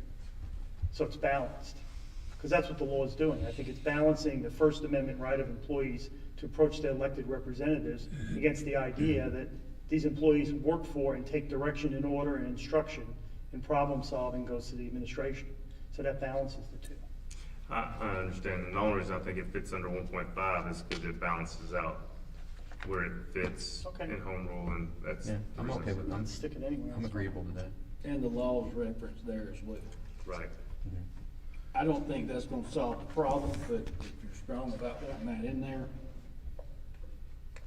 I have no problem putting that in there, but that's not the root cause of the issue at hand. Agreed. How do you think the root cause of the issue can be solved? Well, that's gonna be tough. The culture starts with administration, and we're gonna have to, I'll just tell you, you can't prohibit, you do have a First Amendment right. You cannot tell someone they can't attend a public meeting, you can't talk to someone. And like I said at the last meeting, I think we're all professional and have enough common sense to know not to cross that line with somebody. Now, I have had employees reach out to me and say, please don't let anybody know I've talked to you, and I will honor that. But I also have said, if anybody says anything, you let me know, and I'll address it. Because I don't think anybody should be afraid or be told not to contact anybody in this organization. Agree 100%, but that's not the. And I'll remind people too, in this digital age, you don't know when you're being recorded, and if somebody is telling somebody that, you don't know that it's not gonna come out. A department head or a co-worker or whoever, I've had people tell me that they've been forbidden to come to these meetings. You can't do that. Yep. And if you are doing that, you better stop it. Yep. Heard the same thing. When I was campaigning, I can't tell you how many doors I knocked on, and I can't talk to you. I can't talk to you. You gotta be kidding. I mean, It's happened. It's happening. That's the basic. It's one of the bases of our form of government. It's the very First Amendment to our Constitution. And we cannot have any kind of a policy, implied or otherwise, that states that you cannot address your elected representative in any way, shape, or form. We cannot have that, period. Mr. Chairman? Okay. The attorney's asking to speak. Can I address these issues? Because Yeah, sure. Read wrappings of this, if I might. I don't disagree with most of your general points, or I don't think I disagree with any of them. I don't think anybody does. I just want to be clear, as we look at the Home Rule Act, Section 1.5, the Home Rule Act section, I want to make sure we all see the section where we say, however, county employees should feel free to speak to county council members if approached by county council members and will not be subject to discipline. Again, it says similarly, what this says is something different. This says county employees are free to approach, which is the converse of that. So should feel free to speak. It said, let's say in this point, it says, county employees should feel free to speak to county council members. And if approached by county council members. Okay, so it's basically, if approached is the first thing. Yeah. Right, it's the first thing. So for example, if I approach her, she then feels free to speak to me. That's what you're saying. Now this is saying different, she could approach me. So I would add the sentence right, I would add this with that disclaimer right after where he said stop the word discipline. Mr. Chairman, I want to make a substantive motion. If you'll go to that same section, I want to, my motion is county employees should feel free to speak to county council members. Strike if approached by county council members. Pick up and will not be subject to discipline. Okay, one more time. All right. County employees should feel free to speak. County employees should feel free to speak to county council members. Strike if approached by county council members. Pick up and will not be subject to discipline. That's my substantive motion. To do that instead of this? Yep. That is a sentence, but that's my substantive motion. I'll second that. I'll agree with that. I'll go with that. Not be subject to discipline. Okay, my discussion on that would be, I would still add that disclaimer right after it. Councilors are free to listen, but state law dictates blah, blah, blah, blah, blah. I put that in there. I agree with that. Yeah, If I you're agree gonna with do that it, too. you need that disclaimer. Yeah. Yeah, that's. To give the framework to the employee of what actually what can and can't be done if they. Yeah, they the can, employees they'll come to us knowing that they can't So let me, get us to. just for the sake of argument, I will substitute my substantive motion with what I originally said and add the disclaimer, councilors are free to listen, but as state law dictates. Sure. At the end. Okay. That is my substantive That's motion. Second. And then does it start back up with ensuring communication pathways? I think it should, just Right. because. Yep, okay. You're just inserting it right. Right. Yep. Yep. All right, I agree with that's that. I'll second so let me just repeat. So however, county employees should feel free to speak to county council members. Councils are free to listen, but state law dictates are forbidden from giving orders or instruction to employees as well as taking action to deal with situations or solve problems employees face on the job. And those are the three restrictions that's in the Home Rule Act. Can't give orders, you can't give instruction, and you can't provide solutions to problems that employees have. Those are all management functions. Yep. And that's Mr. Roper's responsibility. All right, any other discussion on that? Right. Mr. Holloway, this was an issue for you too. We're voting, this is on the amendment. That's right. Well, it's a substitute motion. So it's gonna be, it's gonna be an amendment by itself. Yes. You're right. Not Do you have anything you wanna add? I just think it is appropriate to give just a professional courtesy if someone wants to share with us an employee. I think that's just a good thing for morale, period. If an employee actually would like to come and share a vision on how to make the county better, I'd be glad to hear that as well. And so, but it doesn't mean that we're taking action to get involved in day-to-day operation, just by listening. Okay, sounds good. Okay, so we're gonna make a motion on that amendment, correct? I mean, we're gonna vote on that amendment. Okay, those in favor, raise your right hand. Those opposed, same sign. Okay, now we're back to the original. Right? This, with his change, and we're trusting you to do it as he sees fit. Then that other amendment we just added. Any discussion on that? Okay, those in favor, raise your right hand. Those opposed, same sign. Passes unanimously. Good, very good job. That's done. Thank you. Thank you. Yeah, thank you so much. I didn't, the 1.5, I didn't see that. Very good catch. I didn't either, yeah. Thank you. Okay, next item up is gonna be, item 11B. It's gonna be, 2026 County Council meeting calendar. So I'm gonna make a motion to accept the County Council's 2026 meeting calendar as presented in the packet. Do I hear a second? Second. Okay, any discussion on that? I have discussion on that. Okay. Okay. The April 6th meeting is the Monday after Easter. This is also the Monday of Pickens County Schools spring break. In an effort to keep a family-friendly environment and the fact that a lot of people are on break that week, I would like to recommend moving the April 6th meeting to April 13th, which is the following Monday, but still before the planned work session. So you're making a motion to move it from April 6th to what? April 13th. Okay, do I hear a second? I'll second. Okay, any discussion? You want to give more reasoning on that? I just think, I have heard from the administrator that when school is out of session, he often doesn't schedule meetings because he knows a lot of people can't be here. I think in light of the fact that we have, Pickens County Schools are a giant employer in the area, and aligning with their schedules just makes sense to me. I'm not always, but for something as big as spring break, plus the Monday after Easter is a common day that people take off. My take on that is, yeah, I feel bad because we already discussed it. The county council's long held its meetings on the first Monday of the month. If there's a holiday, we move it. If the county government is open for business, which they are open April 6th, we should meet as promised, and as we are here for the benefit of the public. It's not about what's convenient to me or you or any councilman.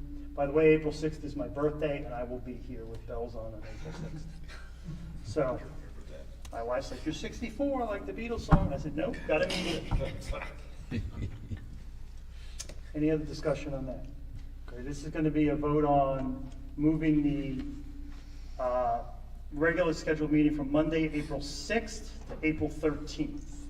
Those in favor of doing that, raise your right hand. Those opposed? Okay, that passes, that fails 4 to 1. Did you vote, Mr. Bowers? You abstained, okay. Okay, next up, any further discussion? Yes, I'd like to propose the same conflict, though it doesn't seem to be of interest, I'm still going to bring it up. December 21st is 3 days before Christmas, on when school is out, and many people are on holiday for the week of Christmas.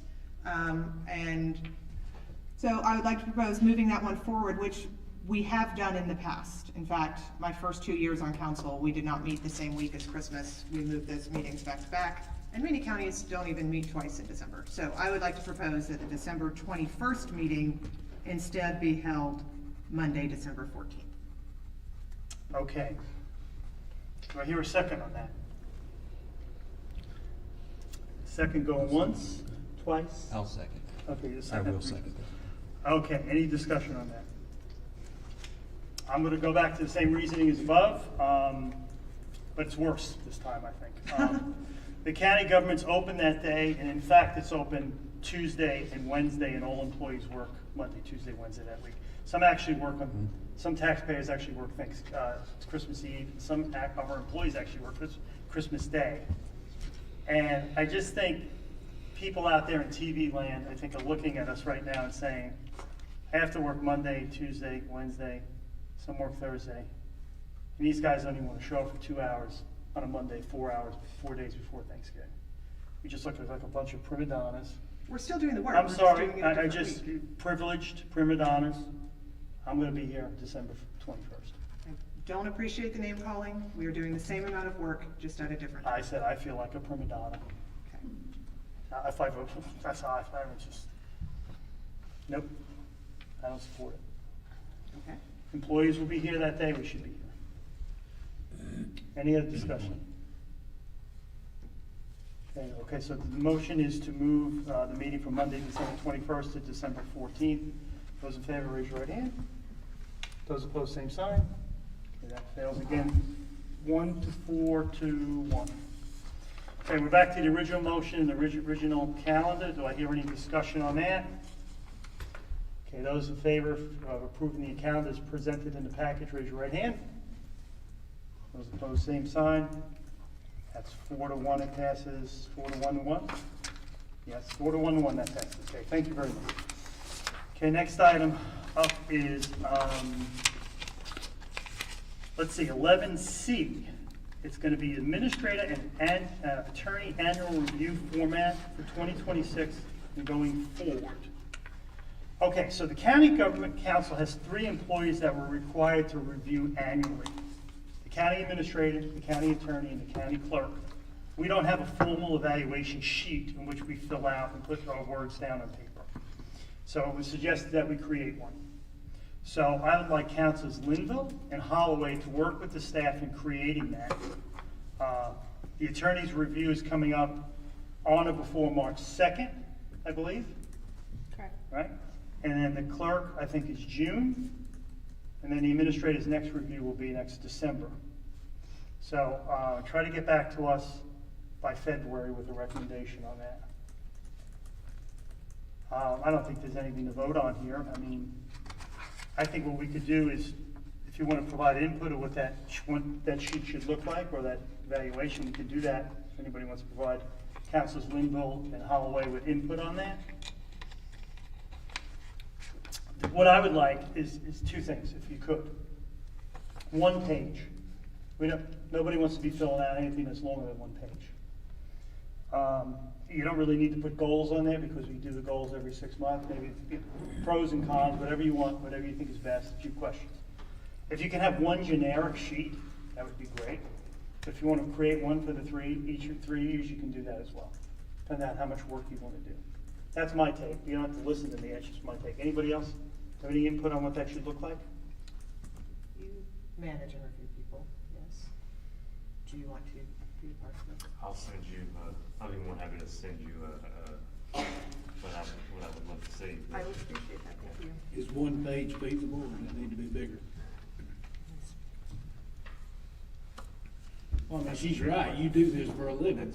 It's a good question. I think that you could do it in a page. Yeah, I think you could. I agree. All right. You want to give them any guidance? No? No, I mean, we had feedback sheets that we had to fill out semi-annually in the Air Force. They're the same thing as a review, personnel review. It was 1 page. We could, basically, we put down bullets. I don't see why it can't be done in 1 page. I think it's a good idea. Okay, next item up is going to be 11, so you'll work on that for us and have us something by February if you can. Okay, 11D is going to be Council Lang. He's going to give us an update on the Performing Arts Center Foundation. Council Lang. Yes. Let me just preface that. In January 21st, we voted as a council to have him look closely at the Performing Arts Foundation, which was defunct at the time. And it's his district, and he wanted to do that, so. Yes. What do you got? So we have the foundation, as Chairman Seda said, it was defunct at the time. So we have 3 entities. We have the Performing Arts Center. We have the private company that manages the building, the Performing Arts Center, is JWPR Holdings LLC. They've been doing that for the last 4 years. And then we have the foundation board. And that started out, the board, when it was formed by the council at that time, I believe was a $70,000 of seed money. I could be wrong on that amount, but I think that's what it was.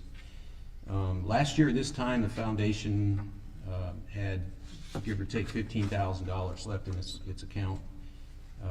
They were not meeting at all or filing tax returns. We did get some people to step into to the foundation board, and we currently have 1, 2, 3, 4, 5. We're looking for 2 more.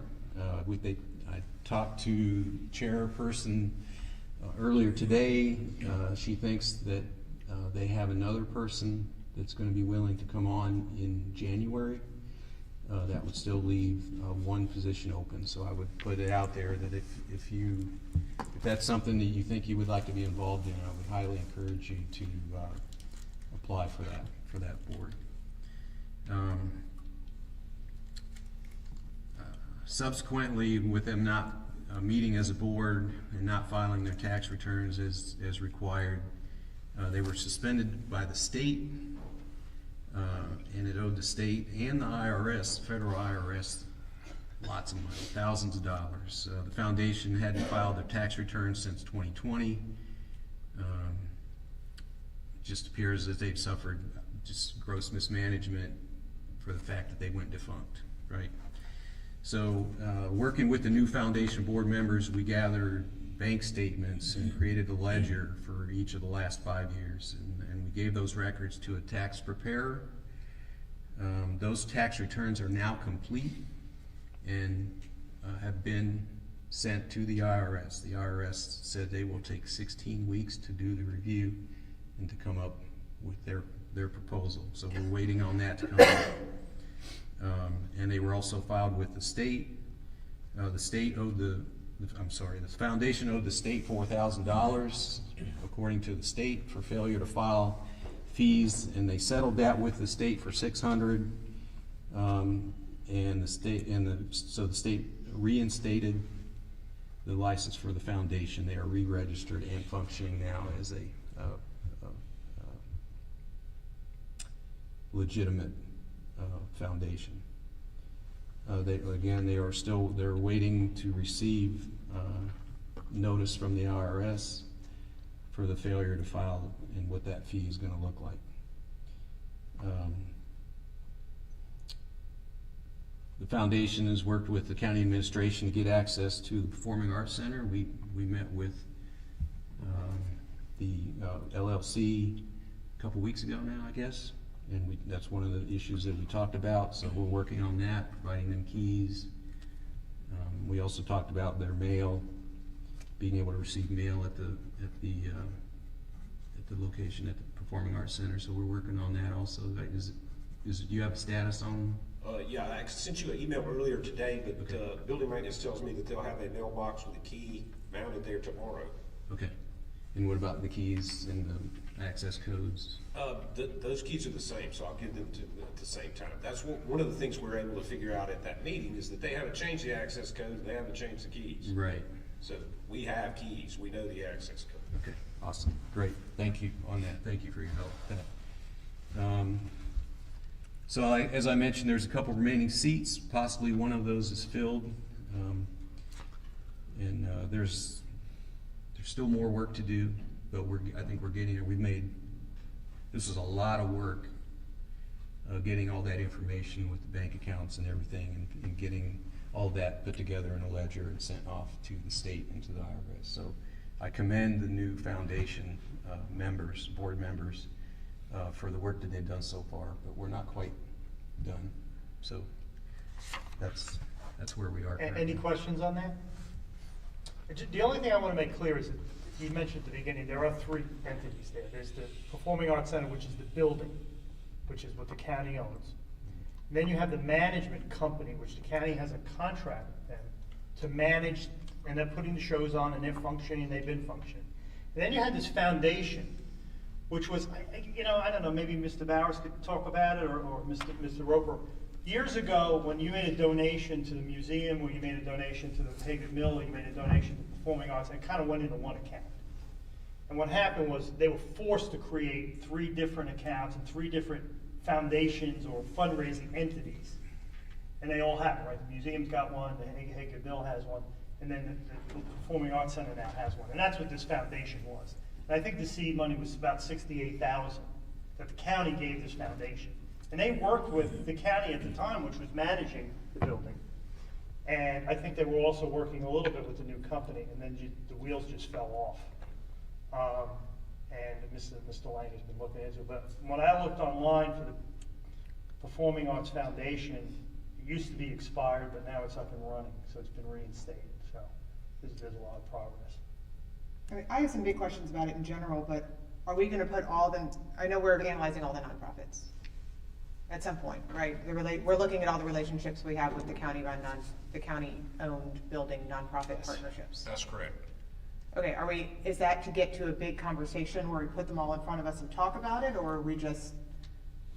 The council will have to approve every new contract that's made. So the goal, and Mr. Rowe can speak to this, but the goal of the administration is, you have the Dacusville Community Center, which is operating one of our buildings. It's a nonprofit. We don't even have a contract with them. No. The Hagan Mill has a contract, but nobody's happy with it. Now, they've got one, and there was issues with the management team complying with it. So one of his goals was to take, I think there's 6 entities. That's right. To check their status, and this is part of their status here, and then create a kind of standard lease MOU. Is that what your goal was? Yeah, the real hope there is that we end up with predictability on the county staff side, because we have to operate on an annual budget. We have to allocate resources, and we got 6 different entities out there that can exert 6 different unique types of pressure on us and get what they want. It creates operational problems for us, and so we just want to really try to come up with something where we build predictability, and we're making progress with different entities at different paces, but we are making progress. But ultimately, you're going to give us contracts. That's right. Hopefully 6 new contracts. That's right. Okay. Why do we own a performing arts center? Why indeed? I generally. I'm looking at Ralph over there. I can tell you why. Because when I was on the school board. Because Alan sold it to Yes, us. when I was on the school board, county government wanted to buy it. Neil Smith was the rep at that time. And they wanted it as a gift, and I said, school district's got to build $400 million of buildings without giving anything away. They paid $160,000 for it. The county did. Yes, and they made it into the magistrate building. What was the history? You gave some of it to Meals on Wheels. You did well with the building. Yeah, so the rec funds at that time were done very differently, and the council member accumulated them over the course of several years, enough to meet that purchase price. So a single council member decided to buy it? Yeah, that was the old system, though. That system doesn't exist anymore. Okay. So it was purchased and renovated that way, using that council member's money, is the way he characterized it. So regardless, it was done at that time. There's a couple other, don't want to make eye contact with me. I'm going to start laughing. Challenging time. Several other school buildings or school properties were offered up at that time. The Dacusville Community Center was also purchased during that time from the school board. I think it was brilliance on the part of the school board. I don't know if Mr. Sato was chairing it at that time or not, but it was brilliance in shifting that burden away from the schools to the county. And so we're doing our best to operate them now where we can. And I think we've had some good conversations with the different entities on how that would move forward. Will looking at this contract give us the opportunity to have a discussion of should we continue to own a performing arts center? Yeah, sure. Yep. Or at Dacusville Community Center. Or, right, all of them, right. Okay. Yeah, all that, okay. So, but as he comes forward with the contracts, or if you want to just schedule a meeting, I mean, it's not my district, so I don't know. Haygood Mills is my district, that's my focus. But I don't know how he feels about that. You know, we could talk about that at some point, maybe. Each situation is unique, and I think at some point we need to have a conversation about each of these. You know, and it might not be in 2 weeks, it might be in another 30 days, but this is one of the goals, and it's important to me, it's important to our staff that we build some predictability. Let's try to schedule just a discussion on it. Okay. All right, thank you, Mr. Lang, very much. Next item up is going to be 11E, streamlining the county board of commissions. Megan Nations and Destiny Pratt, you're up. What do you got? So in your packets, me and Destiny provided a summary of legal authority and activity for 6 or 7 boards and commissions that we talked about last month. And so we'll start with Board of Zoning Appeals. That board is required by law, and staff recommendation would be to possibly combine it with stormwater. That way it could handle all appeals. I think maybe last year y'all combined it with Construction Board of Appeals, so just also combining that with stormwater. Yeah, the reason I asked them to do this was that we have 22 boards and commissions. Some have no members. Actually, you're still a member on the beautification committee if you look at our log. Oh, yeah. no, I was removed. I know.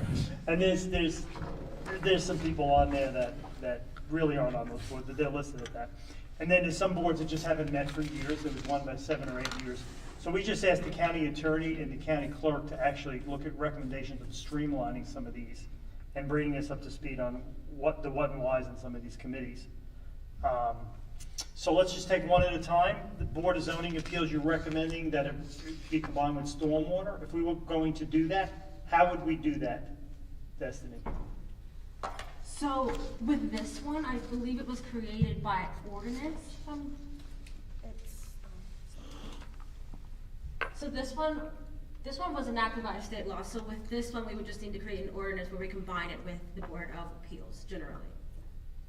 Okay, how does everybody feel about that? Because right now, the membership on this zoning board is really kind of sketchy, isn't it?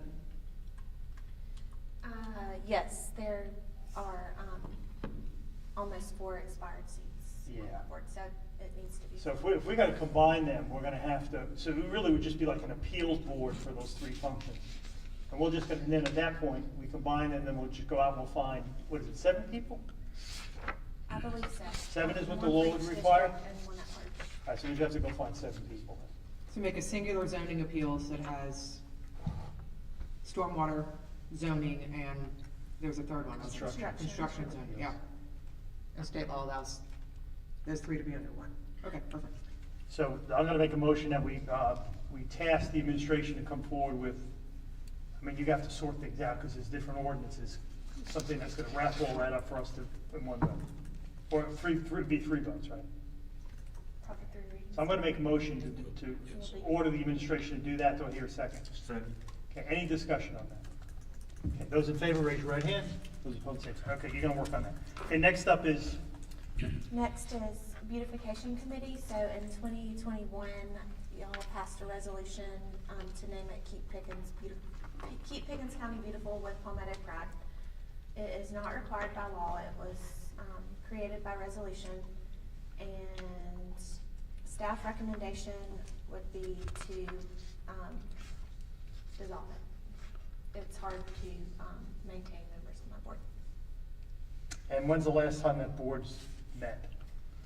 2020. 2020, okay. Yeah, because I put people on that board. I mean, I've recommended, they've been on it and they just all quit.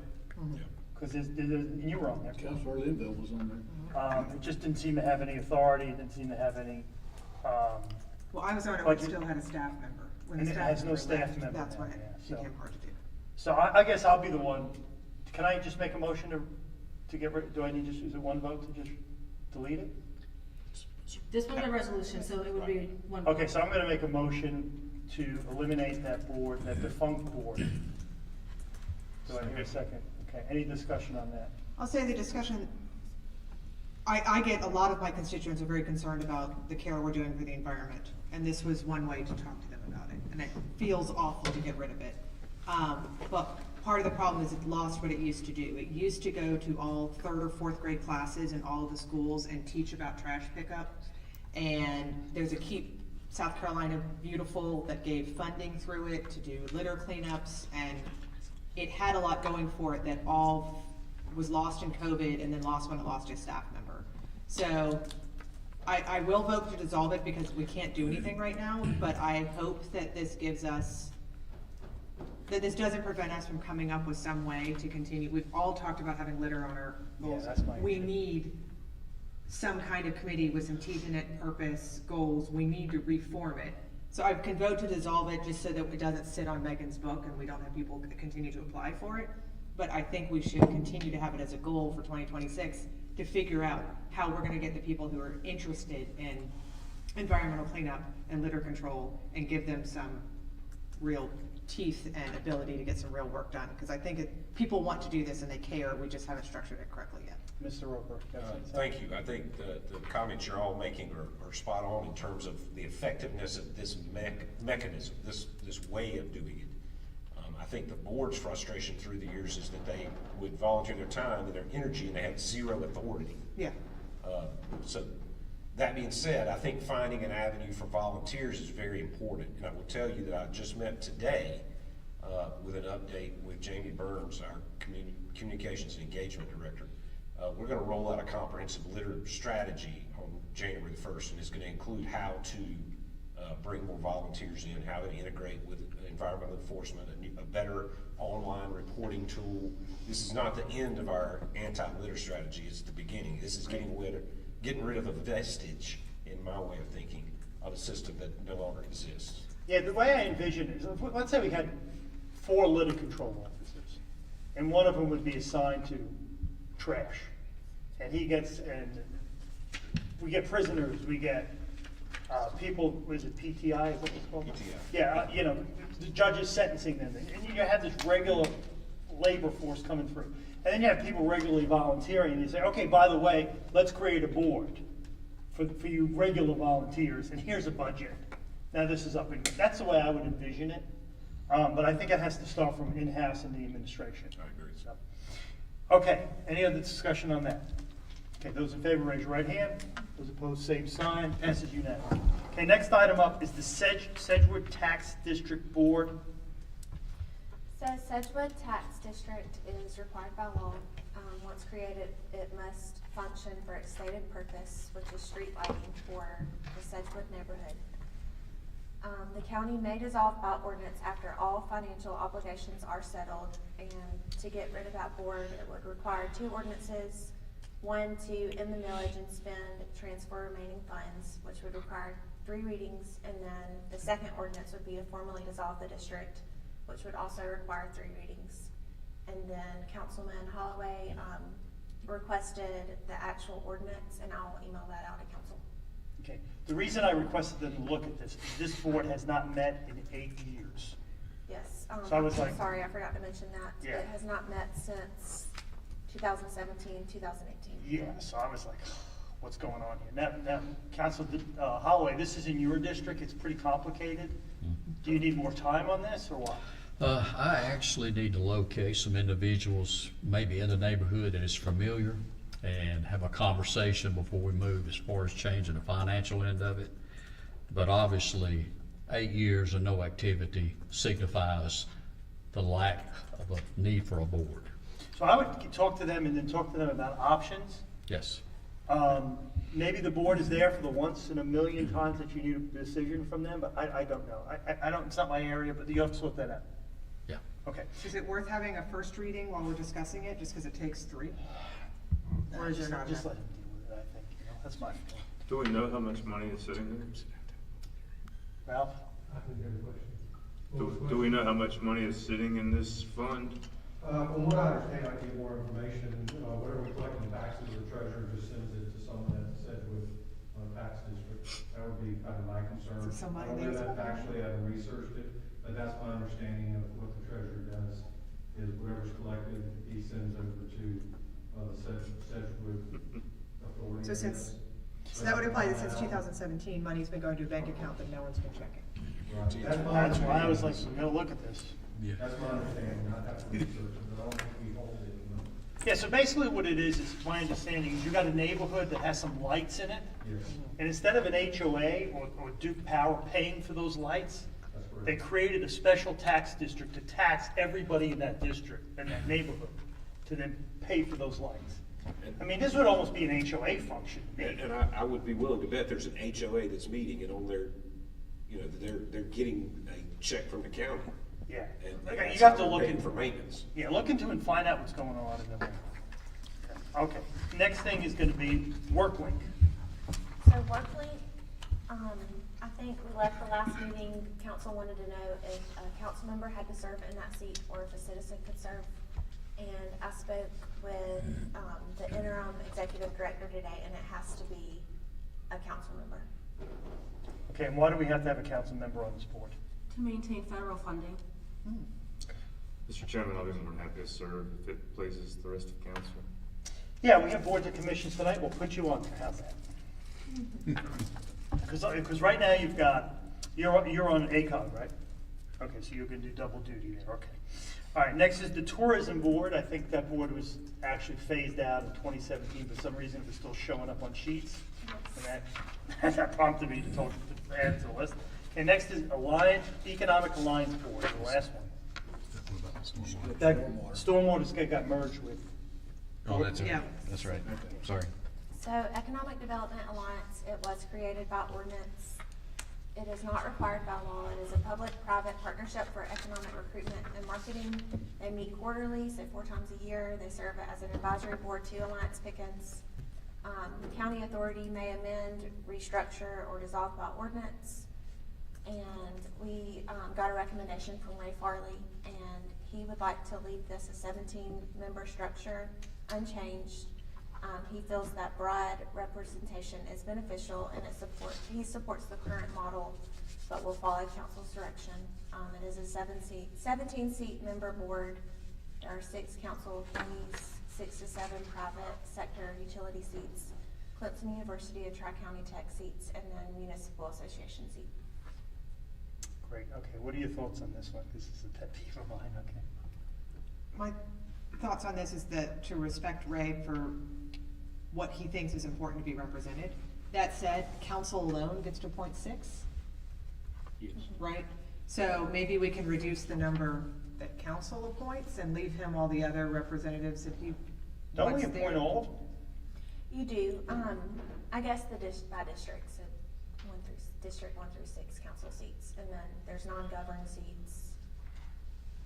Oh, I see, okay. Sorry, I didn't word that right. Leave it alone and then do what he recommended, then leave it alone, that's fine. And do, his recommendation is perhaps be stricter about if you miss 3 meetings or 2 meetings in a year, you're out. Be stricter about attendance so that they can be better about getting a quorum, but leave it as is because he seems to recommend that. That's my recommendation. Okay, let me just, I think I'm in the minority on this, but I'm just gonna give my opinion. I actually served on that board for a year. Every meeting was a struggle to get a quorum, because there's 17 members, 9 people have to show up. And every meeting, Ray would be sending out emails, who's gonna make it to the meeting? Oh no, we can't schedule it because we don't have 9 people. So what I would do is I would cut it down to 6 members, and I would have maybe 1 7th member could be a council member. And this way, a quorum would only need 4 people, and you wouldn't have that issue. I think if you called all of them, probably 5 or 6 of them would probably just say, well, I don't go to the meetings, so I'll resign, or I really don't care to serve anymore. I mean, I'll throw 2 names out, J.C. Cook and Ronnie Booth. Very respectful people. I went to the meetings, I don't think I saw them in either of them. In likelihood, they're probably not attending. So, I would just, that's the change I would make, but if Ray's the one that's out there looking for the quorum all the time, I'm not saying remove people from the board, that's not, you never do that. What you do is as the terms expire, you then put these people into the new seats that want to continue to serve, and the ones that don't want to serve, they don't get put back on. But that's just my opinion, but I'm okay with the way it is. You know, you're serving on there, you're okay with the way it is? I respect Ray, what Ray's trying to do. Okay. All right, I mean, generally, you want to just leave it the way it is? Is that what I'm hearing from you? Are you on that? Can you mention or make a movement about attendance? That would be a We're bylaw. working on it. Yeah, That'd be a so that's bylaw, under right? bylaws. Yeah. Okay. All right, very good job. Destiny, you did a great job. Thank you. Your research skills are amazing, and you're a good writer. Thank you. Thank you. Okay, next up is the consent agenda. We got nothing on the consent agenda. Okay, item 13, boys, it's a little bit of a long one. I'm making a motion to go into executive session for 4 things. A legal briefing on MRR, receive legal advice regarding some property, an employee performance review, board and commission appointments. I think we'll have 3 there. So I'll make a motion to do that. Do I hear a second? Any discussion? Okay, 10-minute break, then we're gonna go back. Those in favor, make a